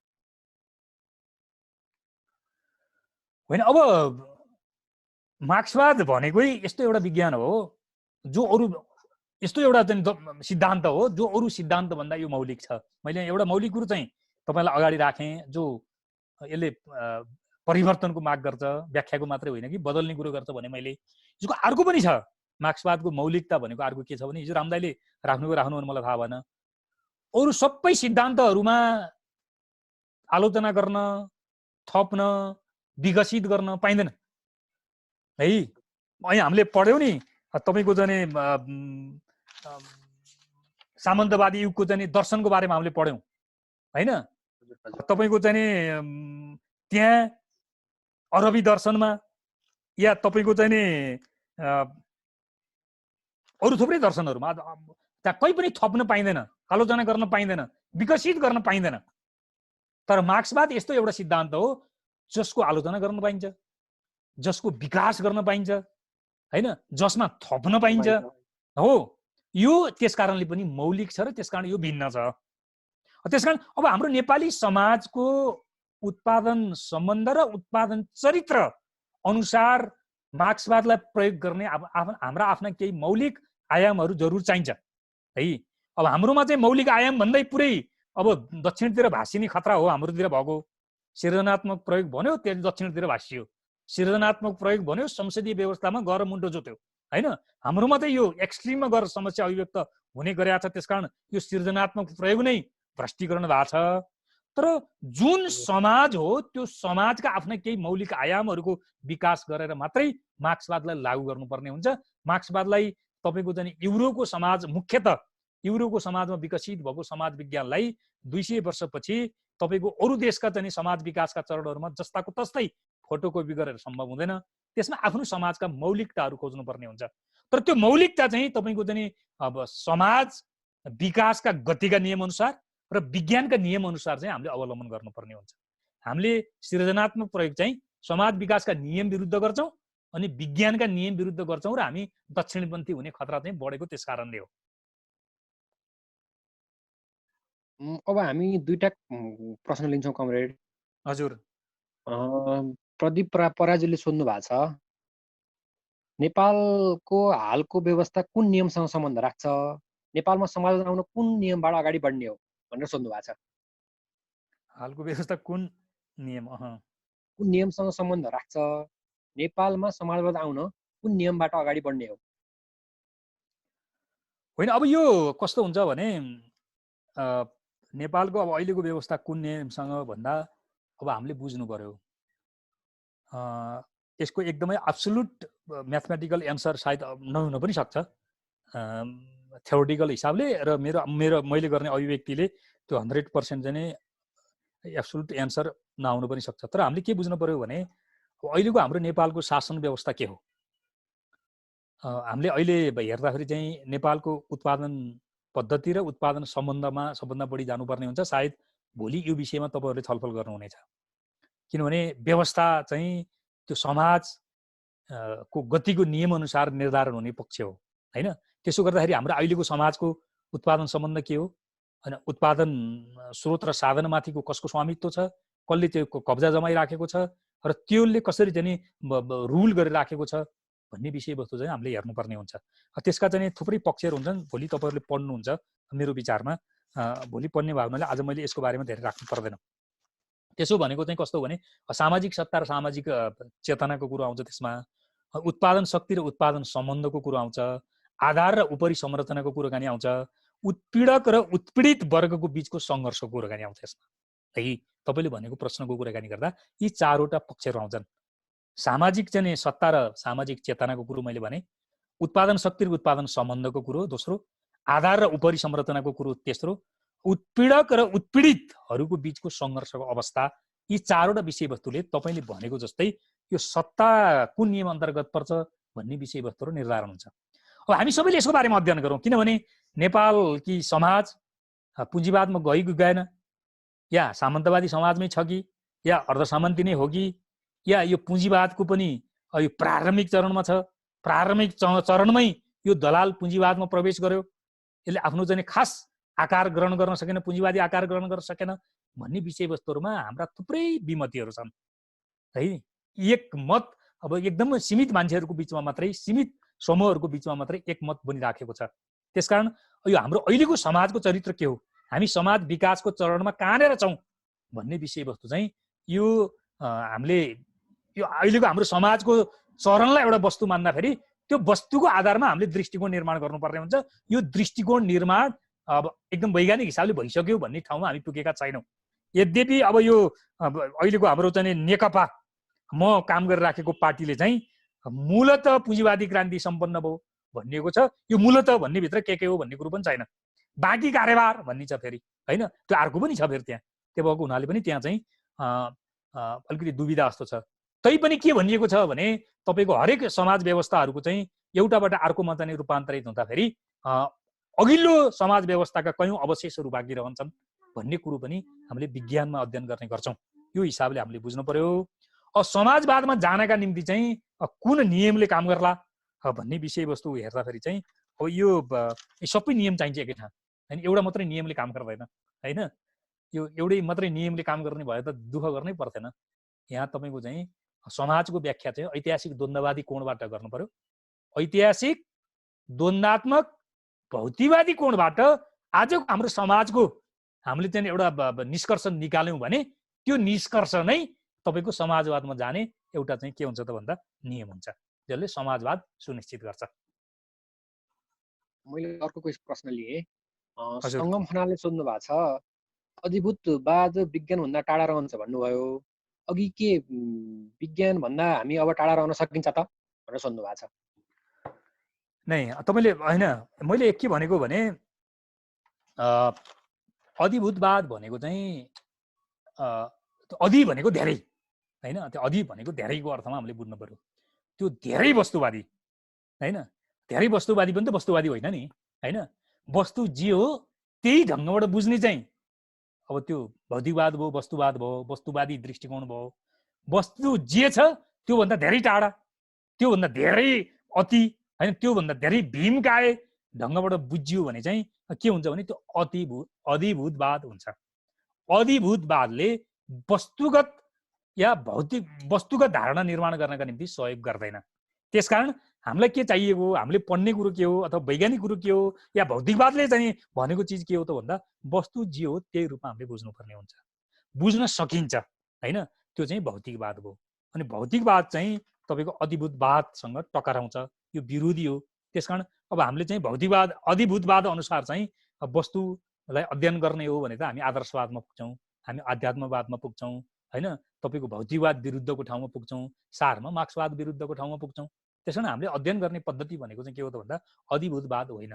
अधिभूतवादको बारेमा अध्ययन गर्न पर्यो, किन त भन्दा त्यसका विरुद्ध लड्नका निम्ति होइन।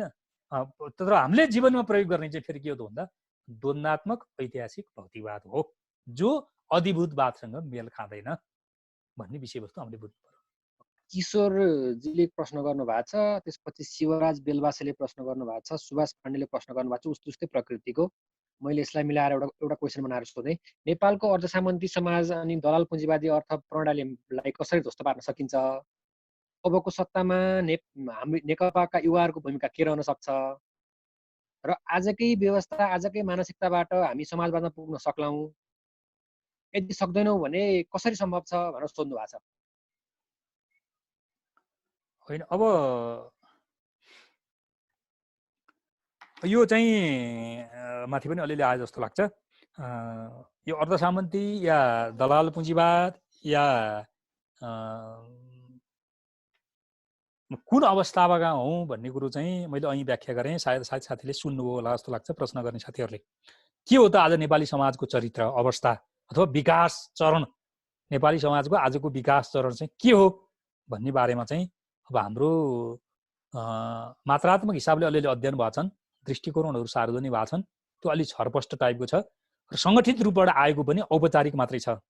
औपचारिक हिसाबले सार्वजनिक बोल्नका निम्ति त्यसले काम गर्ला, तर समाजको खास अवस्थाको अध्ययन गरेर दृष्टिकोण निर्माण गर्नका निम्ति त्यसले कति सहयोग गर्छ भन्ने एउटा पाटो छ।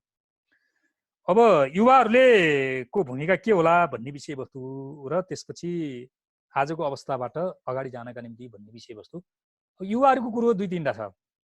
आज हाम्रो नेपाली समाजमा हामीले दलाल पुँजीवादको कुराकानी गर्दै गर्दा दलाल पुँजीवाद चाहिँ उपभोक्तावाद मार्फत सार्वजनिक हुने हो है, अभिव्यक्त त्यसरी हुन्छ उपभोक्तावाद। उपभोक्तावाद भनेको अर्थ चाहिँ कस्तो हुन्छ भने व्यक्ति केन्द्रित उपभोग गर्ने, मौजमस्ती गर्ने, आफ्नो लागि व्यवस्थापन गर्ने, समाज कहाँ छ, देश कहाँ छ होइन, यो कुनै मतलब नगर्ने यो प्रवृत्ति हो।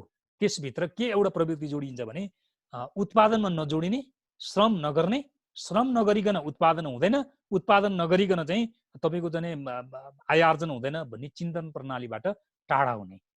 त्यो भनेको श्रम नगरिकन आय आर्जन गर्ने, त्यो श्रम दलाल पुँजी हुन्छ, त्यसले त्यो उपभोक्तावादमा तपाईँको अभिव्यक्त हुन्छ। र आजको हाम्रो समाज, आजको हाम्रो युवा पुस्ता, आजको हाम्रो पढे लेखेको चाहिँ बौद्धिक समुदाय या आजको हाम्रो चाहिँ कम्युनिस्ट पार्टीका नेता कार्यकर्ताहरू चाहिँ यो दलाल पुँजीवाद या उपभोक्तावाद या श्रम नगरिकन बाँच्न सिकेको पंक्ति चाहिँ अलिकति बाहुल्यतामा छ र त्यसको चाहिँ अलिकति बोलवाला छ, त्यसको दबदबाव छ, त्यो निर्णायक छ। जब यो निर्णायक भएको ठाउँमा श्रमको मूल्य बुझेको तबका जो बोलवालाको ठाउँमा पुग्दैन, समाजवाद सुनिश्चित गर्न सकिँदैन। त्यसकारण हामीले आधारभूत प्रश्न के गर्न पर्यो, या दलाल पुँजीवादलाई बदल्नका निम्ति हामीले के गर्न पर्यो भने पुँजीवादको खास आफ्नो चाहिँ उत्पादनसँग जोडिने उत्पादकत्व हैन, तपाईको चाहिँ जसको चरित्र हो त्यो चरित्रमा चाहिँ पुँजीवादलाई हामीले चाहिँ खास अर्थमा प्रयोग गर्नुपर्छ र दलाल पुँजीवादको विस्थापन गर्नुपर्छ। त्यसो भइसकेपछि उपभोक्तावाद स्वत साउरिन्छ। उपभोक्तावादलाई हामीले क्रमिक रूपले के गर्न सक्छौँ त भन्दा श्रमतिर केन्द्रित गर्ने, श्रम मार्फत उत्पादन गर्ने यो प्रक्रियातिर लैजान सकिन्छ। र श्रम भनेको चाहिँ फेरि व्यक्ति व्यक्तिले गर्ने होइन, त्यो सामूहिक हिसाबले गर्ने भनिसकेपछि व्यक्ति केन्द्रित सबै उपभोक्तावादलाई हामीले त्यसरी निषेध गर्न सकिन्छ। त्यसैले आजको हाम्रो चाहिँ चुनौती भनेको चाहिँ दलाल पुँजीवादलाई पुँजीवादमा बदल्ने र पुँजीवादलाई चाहिँ तपाईँको के हो त भन्दा त्यसपछि समाजवादतिर लैजाने दिशातिर हामीले त्यो वैचारिक हिसाबले, त्यो राजनीतिक हिसाबले, त्यो त अर्थशास्त्रीय या उत्पादनको कोणबाट हामीले चाहिँ दलाल पुँजीवादलाई निषेध गर्ने या त्यसको विरुद्ध लड्ने, पुँजीवादको खास अन्तर्वस्तुलाई कार्यान्वयन गर्ने र समाजवादको आधार तयार गर्ने। आजका युवाहरूको दृष्टिकोण त्यो हुनुपर्छ। त्यसको निम्ति अब लोभ लालसा होइन, अब उपभोक्तावाद भनेको त त्यही त हो। चाहिँ दलाल पुँजीवाद चिन्तन प्रणालीबाट माथि आउनु पर्यो, बाहिर निस्कनु पर्यो। त्यसपछि श्रमलाई माया गर्नु पर्यो, श्रममा संलग्न हुनु पर्यो, श्रम मार्फत उत्पादन चाहिँ गर्नु पर्यो। यो प्रक्रियामा का निम्ति चाहिँ सबभन्दा पहिला त फेरि दृष्टिकोण हो हाम्रो चाहिने, आउटलुक हो। आउटलुक चाहिँ कहाँबाट पैदा हुन्छ त भन्दा दर्शनबाट हुन्छ। त्यसकारण दर्शन पढ्नु पर्यो, आउटलुक निर्माण गर्नु पर्यो। त्यो आउटलुकको आधारमा हामीले राजनीतिक निर्धारण गर्नु पर्यो। त्यो राजनीति चाहिँ अन्तर्गत त्यसपछि अरू थुप्रै विषयवस्तुहरू क्रमिक रूपले कार्यान्वयन गर्दै जानुपर्छ। यसको निम्ति युवाहरू चाहिँ जागरुक हुने होइन, युवाहरू अलिकति गतिशील हुने, युवाहरू अलिकति नयाँ चिजको खोजी गर्ने र त्यसलाई विज्ञानसम्मत ढङ्गबाट चाहिँ जीवनमा प्रयोग गर्ने कोसिस गर्ने हो भने मेरो विचारमा दलाल पुँजीवादका विरुद्ध लड्न सकिन्छ। पुँजीवादलाई उत्पादनशील पुँजीवादमा रूपान्तरित गर्न सकिन्छ। पुँजीवादलाई उत्पादनशील पुँजीवाद बनाइयो भने समाजवादको एउटा राम्रो आधार हामीले तयार गर्न सक्छौँ। कमरेड के छ समय अब छोट्यौं? अब छोट्यौं किनभने आइराखेका छन्। नै यसो गरौँ, एउटा क्वेसन लिएर आजको प्रश्न उत्तरलाई मैले टुङ्गाउँछु। त्यसो भए मार्क्सवाद विज्ञानसम्मत हुँदा हुँदै पनि पुँजीवादीहरूले नै विज्ञानको प्रचुर प्रयोग गरेर संसारभर प्रभाव जमाइरहेका छन्। के अब समाजवादीहरू निरन्तर किन कमजोर भइरहेका छन् भनेर सोध्नु भएको छ। यसो हुँदा पनि किन समाजवादीहरूको निरन्तर कमजोर भइरहेका छन् भनेर सोध्नु भएको छ। सुरेन्द्रजीले सोध्नु भएको क्वेसन हो। नै यो चाहिँ के छ भन्नु होला भने हामी मार्क्सवादीहरू पुँजीवादीहरू भन्दा अगाडि बढेको चेतना र अगाडि बढेको तपाईँको चाहिँ दृष्टिकोण हुनुपर्ने। तर हाम्रोमा भइदियो के, पछिल्लो चरणमा के भइदियो भने अब पुँजीवादी हावाहुरीले मार्क्सवादीहरूलाई अलिकति बढाएर के लखट्यो। अब त्यहाँबाट उठ्नका निम्ति फेरि उठेर चाहिँ अब यो धुलो टौटक्याउने र फेरि सङ्गठित भएर अगाडि जानका निम्ति चाहिँ हामीलाई अलिकति गाह्रो परिराखेको अवस्था हो राजनीतिक हिसाबले। त्यसकारण मार्क्सवादी दर्शनमा समस्या भएर, मार्क्सवादी दर्शनमा खोटहरू भएर, मार्क्सवादी दर्शन अवैज्ञानिक भएर पुँजीवादीहरूले मार्क्सवादीमाथि चाहिँ अलिकति चाहिँ प्रभाव जमाएका होइनन् अथवा उनीहरू अलि बलशाली भएका होइनन्। तर त्यो दर्शन अनुकूल राजनीतिको विकास गर्ने, राजनीति पद्धतिको विकास गर्ने, राजनीति प्रणालीको विकास गर्ने मा चाहिँ हामी कहीँ न कहीँ चुक्यौँ। मार्क्सवादीहरू चुक्यौँ। आजका दुनियाँका मार्क्सवादीहरू कहीँ न कहीँ चुक्यौँ। त्यसकारण आज चाहिँ मार्क्सवादी आन्दोलन बहसका हिसाबले अग्रस्थानमा हुँदाहुँदै पनि भौतिक शक्तिका हिसाबले चाहिँ यो अग्रस्थानमा हुन नसकेको त्यस कारणले हो। त्यसकारण आज हाम्रो बहस चाहिँ मार्क्सवादी दर्शनको बारेमा प्रश्नै गर्न पाइँदैन भन्ने त होइन। मैले सुरुमै राखेँ, प्रश्न गर्न पाइन्छ, विकास गर्न पाइन्छ, थप्न पाइन्छ। तर तपाईँको चाहिँ त्यो मार्क्सवादी दर्शनमा समस्या भएर हामी यो स्थितिमा पुगेका होइन कि त्यो दर्शन अन्तर्गत हामीले विकास गर्नुपर्ने राजनीतिक प्रणालीहरू, राजनीतिक सिद्धान्तहरू, राजनीतिक विचारहरूको बारेमा चाहिँ हामीले जति मेहनत गर्नु पर्थ्यो, जति स्वतन्त्र भएर यसको चाहिँ नियन्त्रणमा हामी चाहिँ क्रियाशील हुनु पर्थ्यो, त्यो चाहिँ पछिल्लो दुनियाँका चाहिँ मार्क्सवादीहरूले अलि सकेनन् र चाहिँ पुँजीवादीहरू बलशाली हुँदै गए। उनीहरू वैज्ञानिक भएर बलशाली भएका होइनन् होइन, अब मात्रै भनौँ होइनन्, अरू थुप्रै विषयवस्तुहरू त्यहाँ प्रवेश गरेका छन्। तपाईँ हामीले उत्तरी युरोपको चाहिँ समाज व्यवस्थाको हामी कुराकानी गर्छौँ, युरोपको चाहिँ कल्याणकारी राज्यको चाहिँ राजनीतिक प्रणालीको कुराकानी आउँछ, थुप्रै विषयवस्तुहरू आउँछन्। उनीहरूले राजनीतिक प्रणालीमा केही न केही विकसित गरे। हैन।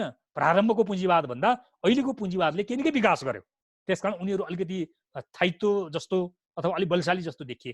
अब हामी चाहिँ के गर्यौँ त भन्दा नयाँ चिजहरू खोज्ने, नयाँ चिजहरू प्रतिपादन गर्ने, नयाँ राजनीतिक प्रणाली, नयाँ सिद्धान्तको खोज्ने र त्यो अनुसार चाहिँ तपाईँको समाजलाई चाहिँ नेतृत्व गर्ने भन्दा अब एकाथरी पुरानोलाई फोटोकपी गर्ने, ठोकिने, सिद्धिने, अर्काथरी नयाँको नाममा फेरि अब अर्को प्रकारको पुरानो चाहिँ अभ्यास गर्ने र हामी सिद्धिने, मार्क्सवादी अन्तर्वस्तुबाट सिद्धिने आजको हाम्रो समस्या भएको हुनाले आजको चाहिँ अब सन्दर्भमा राजनीतिक सिद्धान्तको नयाँपनको खोजी हामीलाई चाहिएको, जसले नयाँ राजनीतिक प्रणालीको प्रतिनिधित्व गर्न सकोस्। यसरी मात्रै मार्क्सवाद समग्रमा दर्शनको कुरो मात्रै होइन, राजनीतिको कुरो पनि, अर्थनीतिको कुरो पनि चाहिँ सही साबित छ प्रयोगका हिसाबले पनि भनेर हामी चाहिँ दावाका साथ प्रस्तुत गर्ने ठाउँमा विकसित हुन सकौँला।